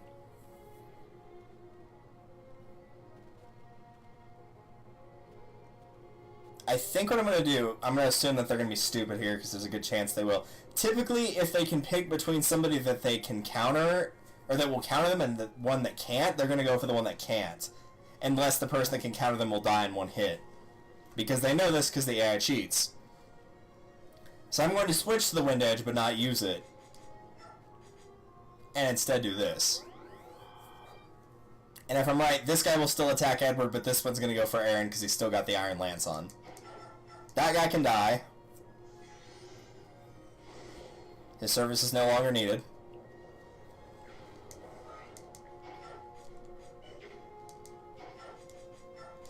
And we'll just heal with Aaron and keep the lance on him. The reason I'm not moving Laura, by the way, is because the longbow can fire 3 range. And so if I put Laura here, then she just gets shot. So I can like move her a little closer, but I can't really use her for healing that effectively. Micaiah might survive a shot, but Laura would definitely not survive.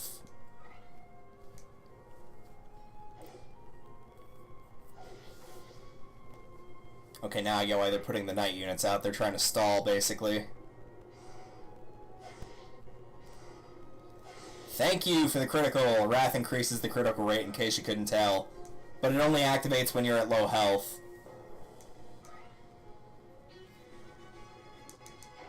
Alright, that guy dies, obviously.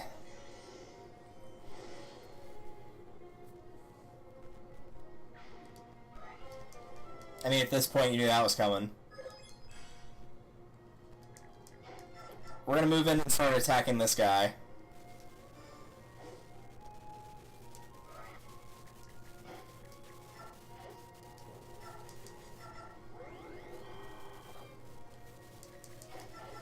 And at this point, the only character that the longbow guy can target is Micaiah. And the other two can only target Aaron one at a time. As you can see, he can't go after Aaron now, because he's stuck in this corner. He can't move any further down. Or further down.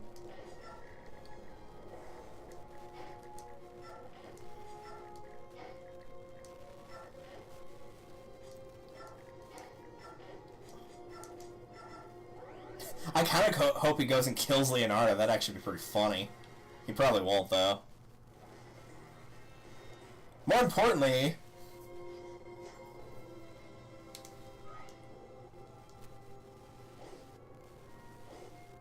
Of course, anybody that knows the series knows that Fire Emblem has a very, very bad habit of moving every other unit until it's the last possible move they have. If they know they're going to kill a unit, they'll move every other unit first, because they're just jerks like that.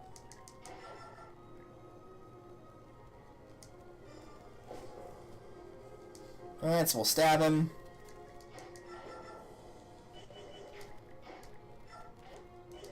I should probably go up there and kill that guy. Get you out of there. Get you out of there. Hide you in the grass.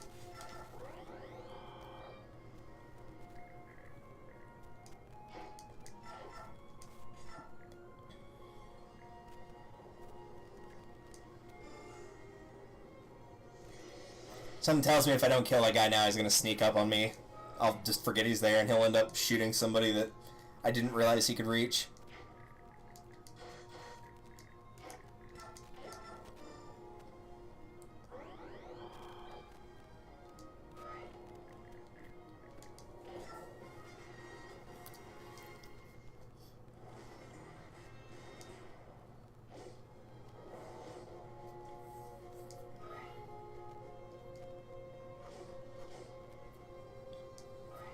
You're about to get a nasty little surprise after you've been chasing this guy for like 5 rounds.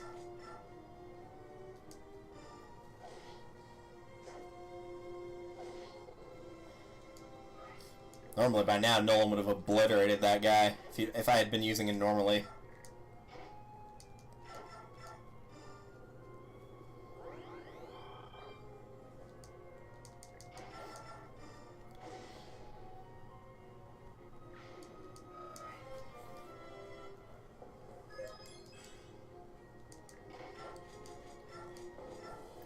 It's another nice little trick that you don't see very often, but you can actually get bonus experience for really weird conditions, and letting ally units or other units escape by telling them to target the escape area is actually a way to do that, and they will escape automatically. Also, having units escape sometimes that are not like the leader, because normally it has to be your main unit, in this case Micaiah, escapes to finish the level, but if other units do it before her, then you might get some extra experience there as well.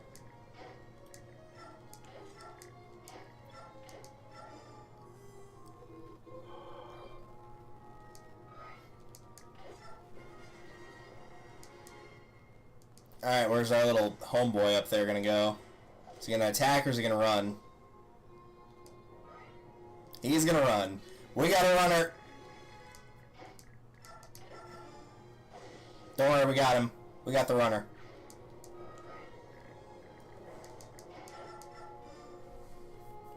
Mr. Runner thought he could pull some Left 4 Dead out of his pocket and jump at us and attack us. Oh wait, that's the hunters. I have not played Left 4 Dead in quite a while. Alright, so that's all the units dead. Now comes everyone's favorite part, watching me make every other unit except for Micaiah escape. Hooray!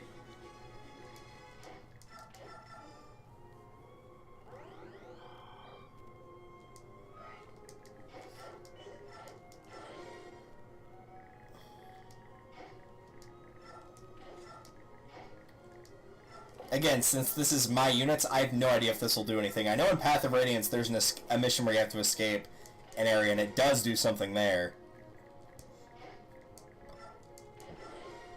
But it might be complete baloney in this one. I have no idea.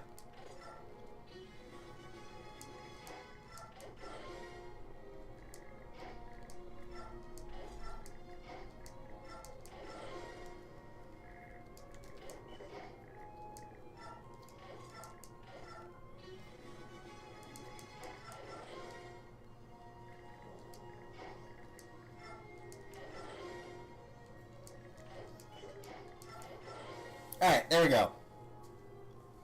Keep in mind, these are supposed to be the early stages of the game. Like, these are supposed to, like, get you used to playing the game, the mechanics. Yeah, you do get some for your blue army escaping. Alright, cool. That makes me feel less like an idiot knowing that now. Normally that's not an escape mission on easy mode. Normally you just kill the boss who's standing on that escape pad, and then at that point you're good. So, you know, if Micaiah can get close enough, just hit him with Thani and he's done.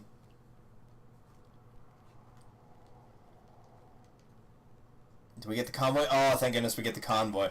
Alright, so here we can do a lot of different things, starting with this. Can dump all the items that I don't need.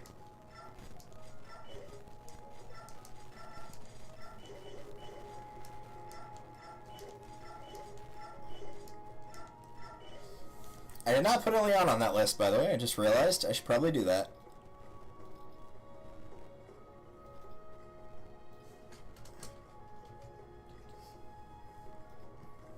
And that is an I and an L. You can thank any font that makes capital I and lowercase l look the same.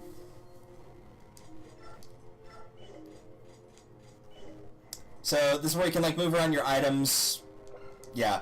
Move around your items, pull stuff from convoy if you want more healing items or whatever. Shop, your weapon shop, you probably could have guessed that. Your item shop and healing staff shop, again you could have guessed that. These are the special items in this little thing here. You can only buy, like once you buy one of these it's gone for the time being, but they're usually going to be more expensive, but they'll also be better. You can sell junk you don't need. And lastly you can forge, where you can make a special weapon. They're very expensive, but you can obviously make things custom to how you want. So if I want like a really good sword, if I want to make it out of iron, I can make it like super strong, have really good accuracy, really good crit rate, lower the weight so it's got a chance to double attack, but as you can see, that's pretty dang expensive. Manage is where you can award your EXP from bonus experience, which I'll talk about that shortly. Skills, you can move around skills, which we are going to do that, because Leonardo gets probably one of the better skills on literally the worst person you could have put it on. This can cancel an enemy's counterattack, so if Leonardo hits with one of his shots, it can stop the enemy from retaliating. Problem is, he fights at a range, so typically he's not going to be attacking something that can counterattack anyway. Again, more of a hint that he was supposed to be a mage than anything. So I'm going to stick it on Edward where it can actually put to use. Note that in certain skills, Wrath, it says 15 there, but it's not being used up. If it is naturally on a character, it may not use up points in their capacity, but if you add it on there, it will. The capacity will increase as you class change as well. So I'm going to keep cancel there. I might as well take these off of the characters that I can't use. Even though I can't redistribute most of them right now, I'll figure out something for them. I'll stick Shade onto Micaiah so she's got less chance of being attacked. Really, that doesn't make much of a difference. Nihil, though, actually is very important, which it cancels enemy skills. There's only 4 of these in the game, and they are very, very, very valuable in endgame situations. Like, to the point of, if you attack a boss and you don't have that skill, they will probably one-shot you no matter how strong you are.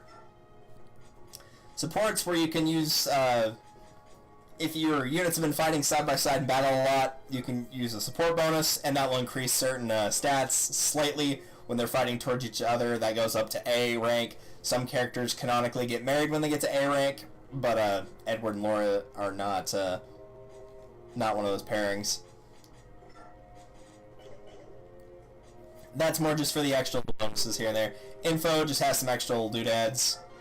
Typically the 3-star ones are the only ones you're going to care about. This just shows you how the merchants work, how the forging and all that works.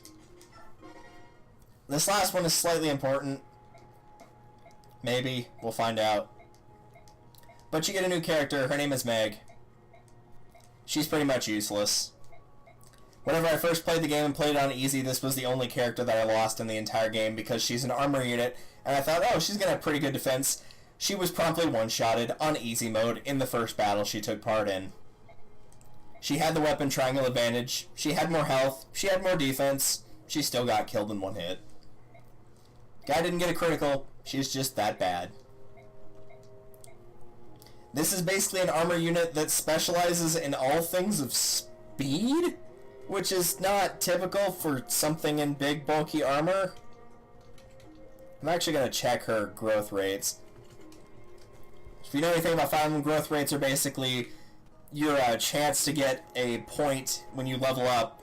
You know, whether the stat goes up or down, it's the percentage of the chance of that stat going up. And so typically for Swordmaster, they're like really fast, agile characters, so things like speed are going to be really high on that list. But things like, you know, defense are not going to be as big a deal.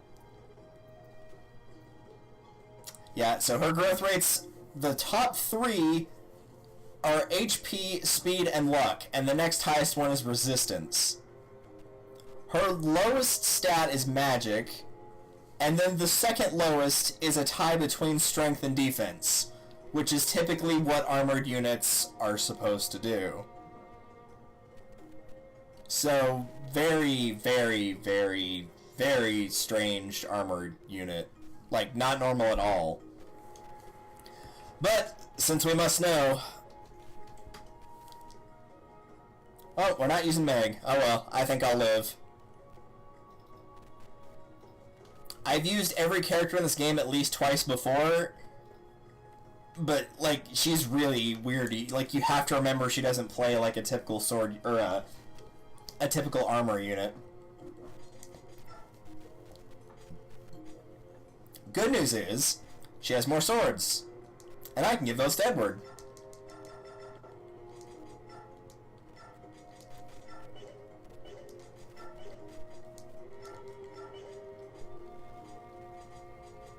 Alright, so first and foremost, I need to get her another heal staff and a healing item. Because that's about run dry.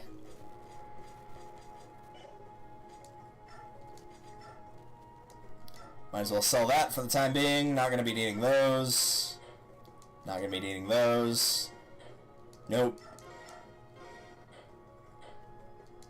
Don't need the door key for anything. Alright.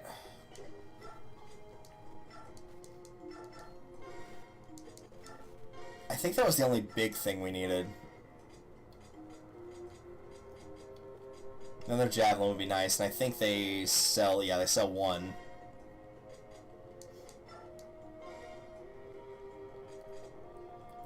Normally I'd recommend buying this, but since I can't use Soth, and not going to be doing that, would not recommend L-Light. It's a waste of money. Men's, unless you really like Laura, probably take a pass on that. If your hand axe is running low and you're using Nolan, take that.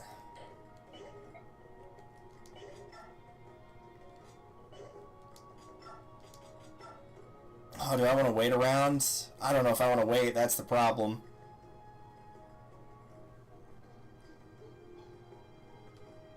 What stage is this that we're doing?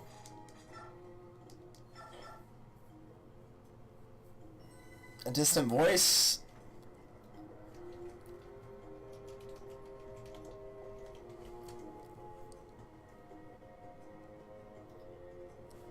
I'm pretty sure I can get a coin in this stage.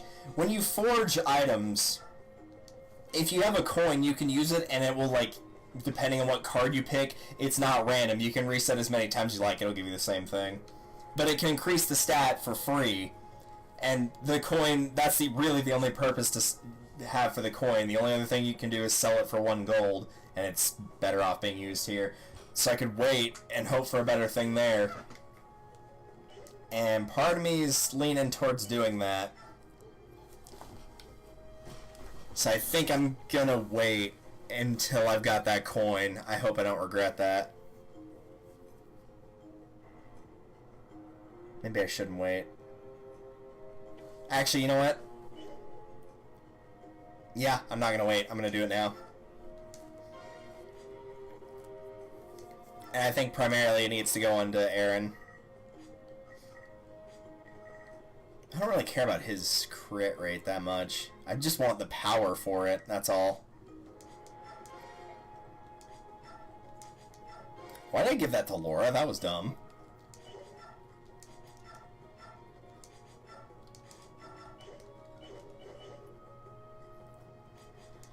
Okay, so here's the problem with the bonus experience. Like, you can get levels out of this, yes. So let's say, I mean, really the only person I'd want to give it to show this off is to Laura. Let's say I give it to Laura and get her to level 5. You can do that. She will get 3 stat points. Like I said, 3. You will never get any more than 3 points. In theory, if you're lucky enough on a level, you could get a stat increase in everything if you get it normally. But if you get it through bonus experience in this game, it will never increase more than 3 stats. Path of Radiance, that's not a problem. You can spam it to high heaven in that game and it will not give you any adverse effects at all. But this game, you're not getting any more than 3 points. The best thing to do is put it at 99.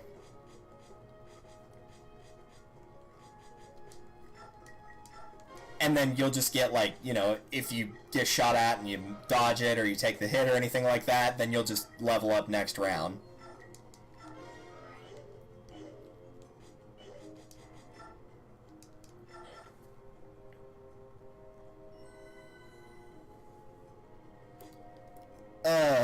Let's see.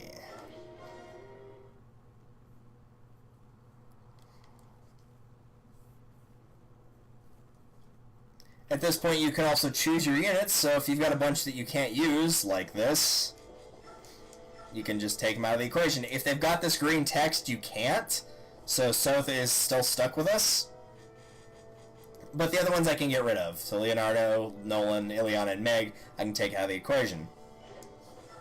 You can also reposition them around a little bit if you want. I'm just going to do this, so not anything fancy.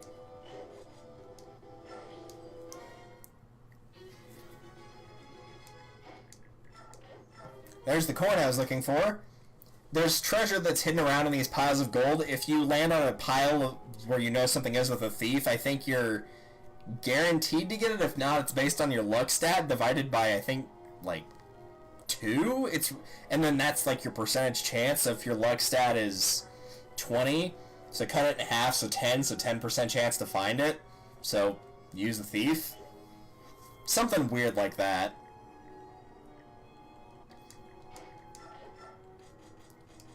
So 12 or 17, so we are fighting beasts now. So I think for the time being, I'm just going to do that and just wait there. The upside to fighting these beasts, which are demi-humans called Lagoos, is they have no range. For now. Keep that in mind. I said for now.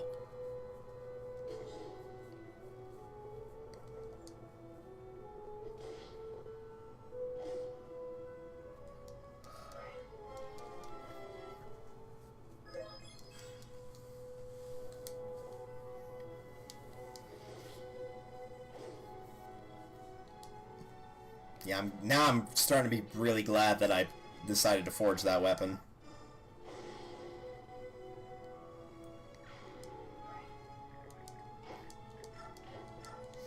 Yeah, no, I didn't really care about that conversation. Makai and Seth automatically start the game with an A support. If you want to race that and switch it with somebody else, you can, but you don't have to.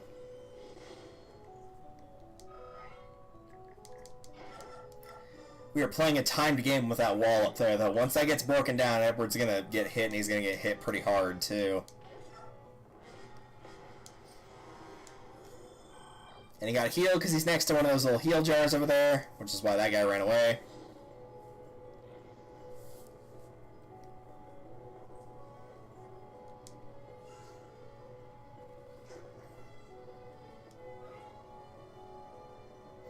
Yeah, here they come. Yep, that's going to hit hard.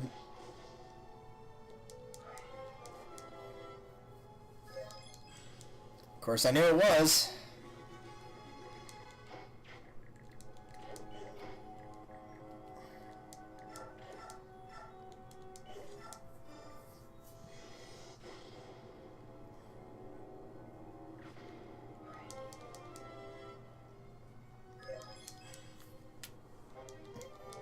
We'll be needing that later.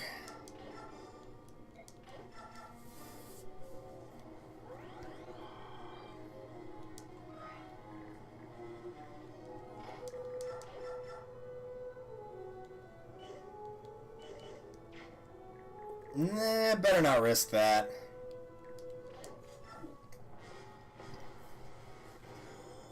So the way the demi-human characters work, and you'll actually get control of not some in this chapter, but later on down the line you will be able to use some that are on your team, is they basically start out in the half-human form and can transform once there's a gauge that is completely full. I'll show that when I get control. Once that gauge fills up all the way, they turn into their feral form, and then that gauge will start going down as time passes, as they attack. You can see the bar there. As they take damage, what have you. And then when it goes back down to 0, they'll shift back into the demi-human counterpart.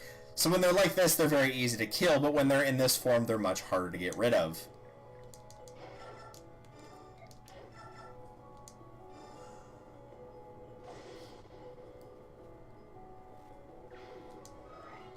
Alright, now that we know Edward's going to be okay for at least a couple seconds here.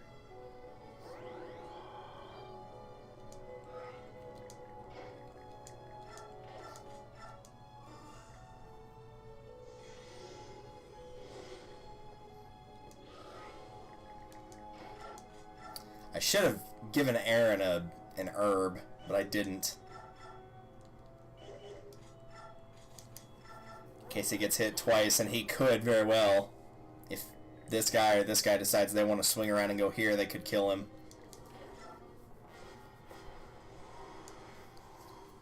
Really, the trick to playing this is you never want to leave yourself open on more than 2 sides at any given point, unless you just have no other option.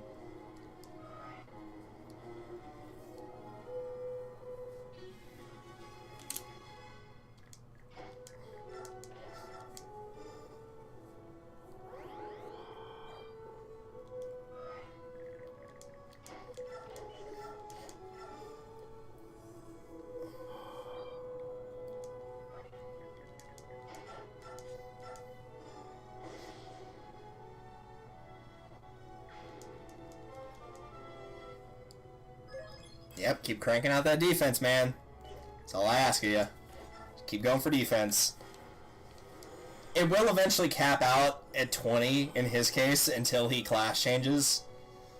which you'll get the class change by reaching level 20 and then getting to the next level, so basically level 21. It'll reset you back down to level 1, but it'll give you a new class. You won't lose any stats. In fact, you'll gain, like, you'll get a really good level up. That'll be a bunch of plus 2s, 3s, and maybe even 4s if you're lucky.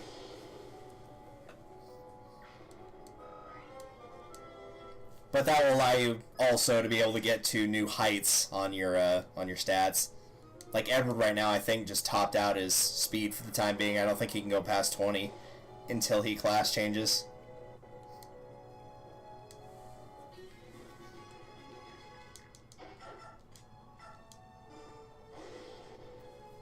Yeah, Aaron's got so much defense now that the cat lagoos aren't going to be able to really do much to him.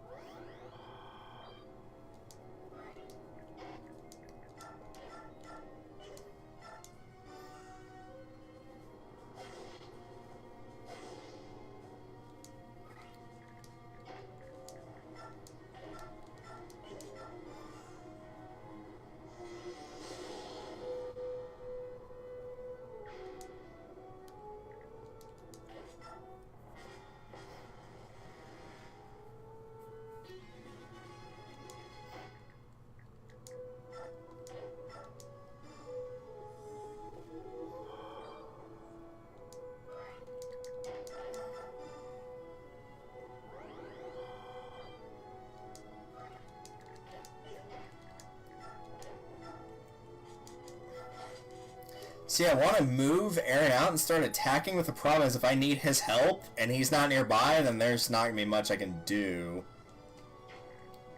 At that point, I'm just going to be in big trouble. So we'll move him like there. And hopefully he'll be alright.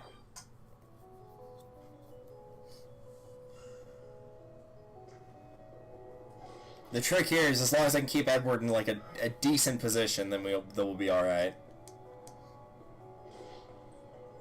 But see, even that only did 6 damage. That's really not a lot considering how hard that would hit against Edward.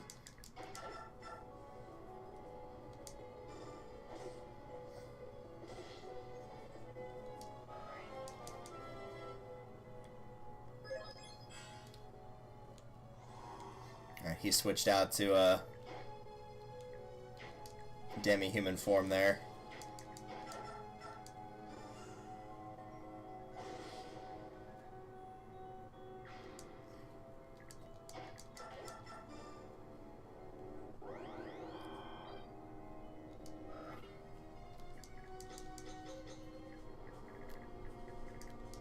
Yeah, I think this will probably be the last stage I do for the night.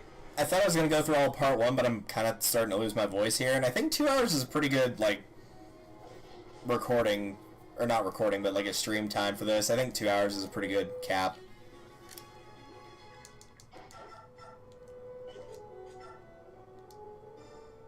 I was hoping cancel would activate there, but oh well. Oh, now it does, now that he's dead. Alright, I see how it is.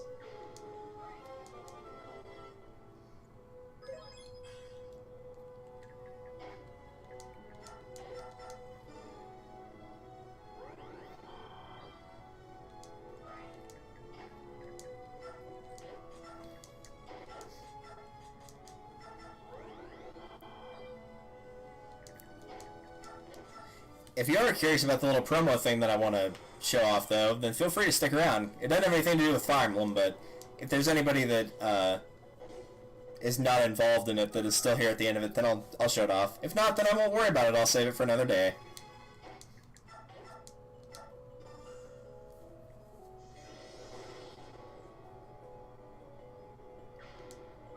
Thankfully, it looks like they've, by and large, stopped respawning stuff, and we're actually going to get some traction in the stage now. Yeah, see, 17 times 2, a little bit of a difference, and that was without the forged weapon, mind you. Alright, so there's a Master Seal. In the old Fire Emblem days, you needed this in order to promote your units. Once they got to level 10 or higher, you had to find one of these if you didn't have it, or buy it, or something like that, and then use it to class change your units.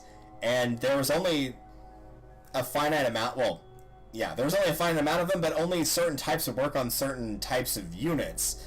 So, like, if you found a hero crest, you could use it on, like, a hero unit. But you couldn't use it on, like, a Wyvern rider or anything like that. You'd need an Elysian whip for that. So, like, a bunch of different versions of this item that was the only way to class change. Now, this lets you class change at level 10 or higher. So if you want to do it early, you can, but you're going to miss out on some stats between those, you know, between level 10 and 20. Or if you get to level 20 and then just level up again, then it will just get you back down to level 1. You'll get the class change anyway. So a very different way to do it, but actually a pretty cool way to do it as well. I think I'm going to have everybody stick together in a group. I'm not comfortable splitting the team of 4/5 apart.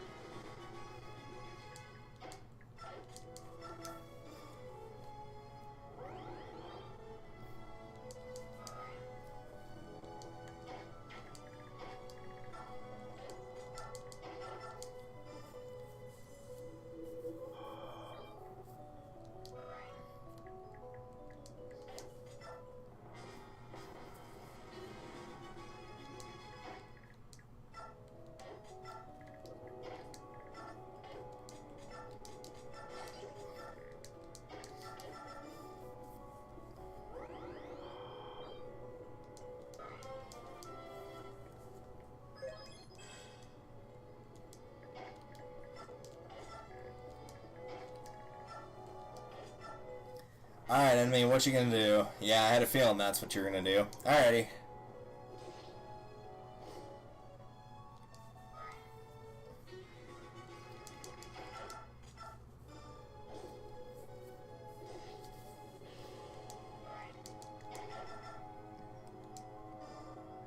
Please don't miss. Thank you. Alright, who got the key from that earlier? You did. Alright.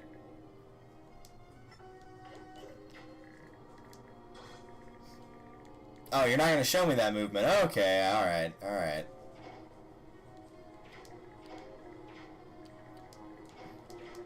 Yeah, I didn't think I'd be able to rescue him. Alright. We'll see what happens here. This might potentially actually end up being very bad, but we'll see. I'm more worried about Aaron, but I think he might be okay. It's going to depend on how far this guy can move. Yeah, that's what I thought was going to happen. Oh, but he didn't get the double. That's the important thing. He did not get the doubler. Yeah, now that's how cancel's actually supposed to be used.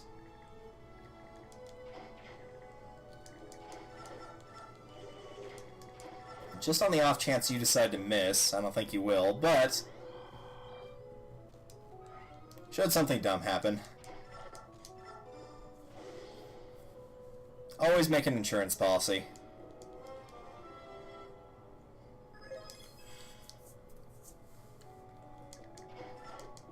I've already forgotten what shows up in this one. Oh, well that was a waste of a chest key. A pure water? No thanks.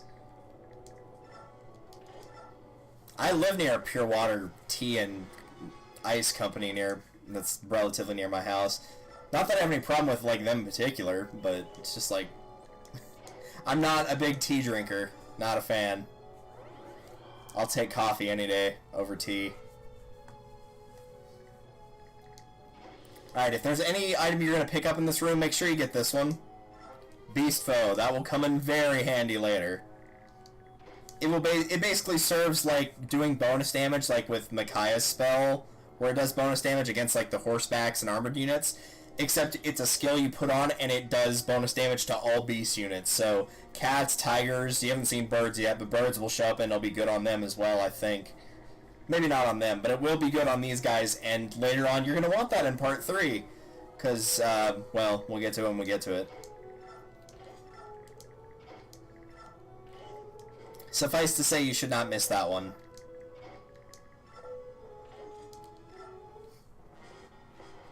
Yeah, he is going to move. I had a feeling he might.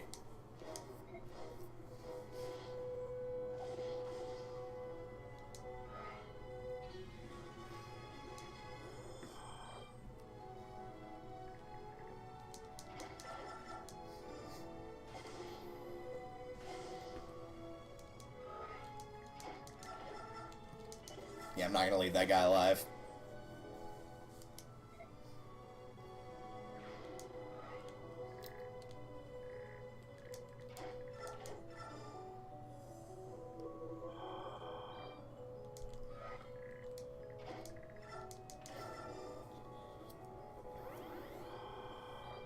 See, now I have to decide what I want to get between the two chests, because I don't have another key, and I don't think... Yeah, they're not going to drop it. And both these items are really good. I think I'd rather have that one, though, if it'll let me get to it. That's the thing, I don't know if it will.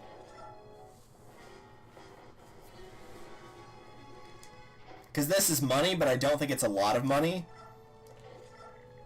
If I remember correctly. And this one gives you a very good item, so... Like, really good. So... Might end up going for the item instead of the money. It's just not sound like me. Typically, I'd go straight for the money. And not worry about anything else.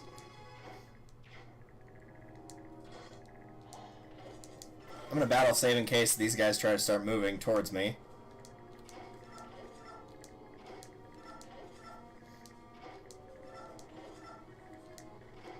This is another issue that will come up later. The sand right here, it hinders your movement incredibly badly, particularly if you're on a horse. However, magic-based units, and obviously flying-based units, because they're not touching the sand, don't have as big of an issue with it.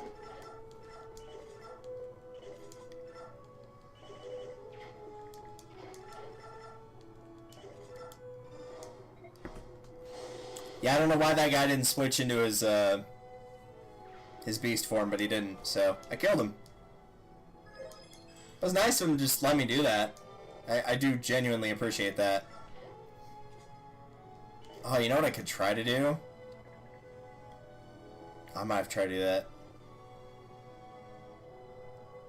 He might come after me anyway.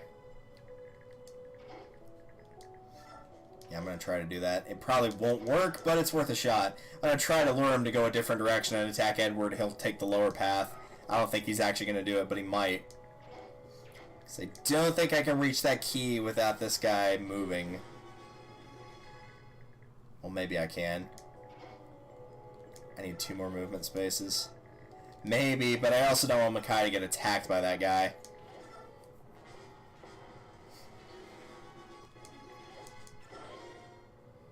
I'm going to hope this does not do enough damage to kill her. And just straight up go for it. This gives you a Seraph Robe. You can use this on a character and it will increase their max HP by 7. Is very nice. Oh, and I can just straight up kill this guy now. Can I kill him with the normal?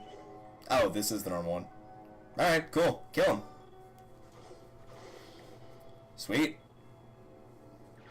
I don't know why I thought I had a forged throwing weapon. I clearly didn't. I couldn't even make one. Oh well, that works.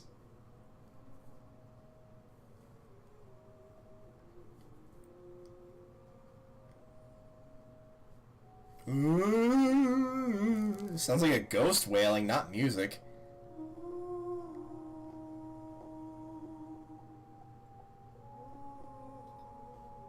Alright, that actually sounds more like proper singing. It still sounds kind of creepy though. Look out, he's got a knife! Oh wait, no he doesn't, because I unequipped it earlier, and so he's just holding nothing. Instead it just looks like he's flipping the bird, slash shaking his fist like an old man would, saying, "You kids get off my lawn." Really, take your pick, whichever you prefer on that one.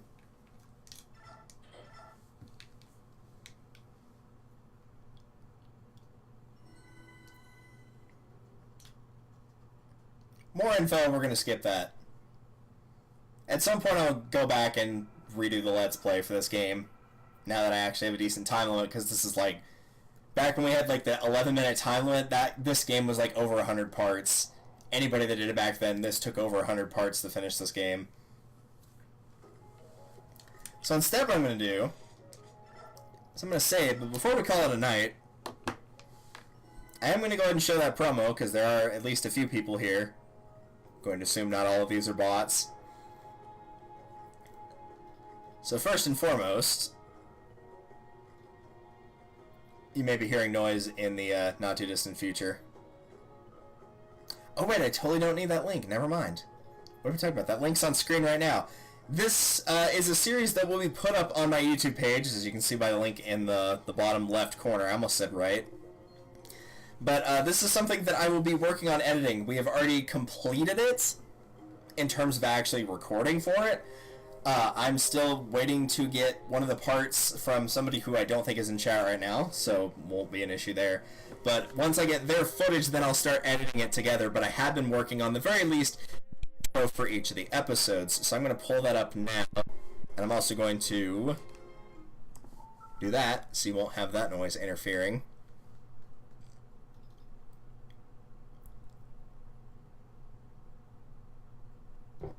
Also, if some of this stuff is blurred, that's the idea. It is supposed to be, because I am keeping part of it a secret. So the intro that I actually made for each of these, I blurred out a lot of shots, so you kind of have to figure out what's what, or don't. Either way. Let me switch over to... There it is. And I'll just full screen this in a media player. Not that I support Windows Media Player, but we'll just do that instead, because it's easier! And easier is always better, isn't it?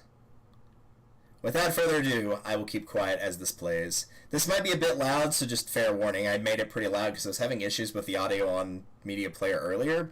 Not sure what was going on with that. Either way, let us begin.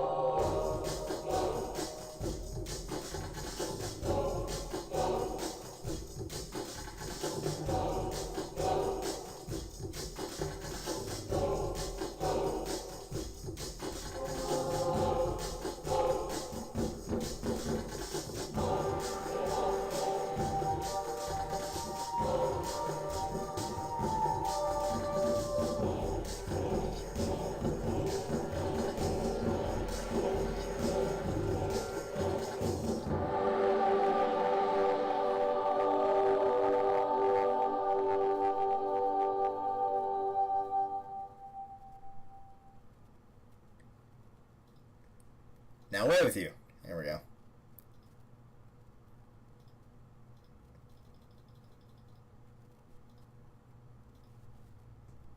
There we go. So yes, in short, if you've seen any of Peanut Butter Gamer's stuff on him doing a Minecraft or Terraria Hardcore, we will be having one show up probably pretty early in 2019, like early January.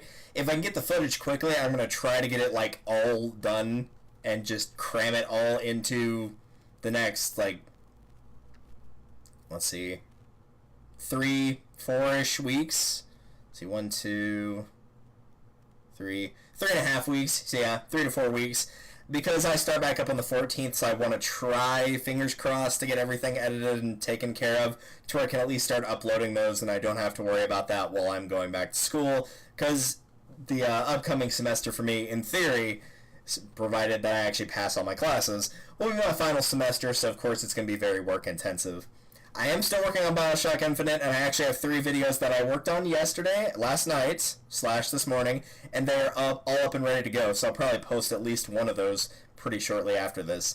Either way, thank you all for tuning into the Randomizer. I'm very excited to do more of this. It was challenging, but not, like, impossible, so a very good balance. I thought normal mode might be a bit too much, but luckily I got enough units to where I can make some sort of semblance of a team that can survive, at the very least.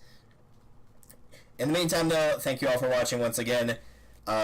Later in the week, I'll pull up Discord really quickly. Later in the week, we've got more of the Randomizer tomorrow. I'll start at 3 p.m. that day, which will be Friday. Saturday, we'll be doing Mario Party Night at about 4 p.m. Central. I might make that a little bit later, depending. And then we're going to have to see on Sunday if Icarus is still in one piece, because, again, she has family in town for the holidays, and she's also got pneumonia right now. So Star Fox Adventures likely won't happen, but that's why we're doing a lot of other streams earlier in the weekend. In the meantime, though, I will see you guys next stream. Later.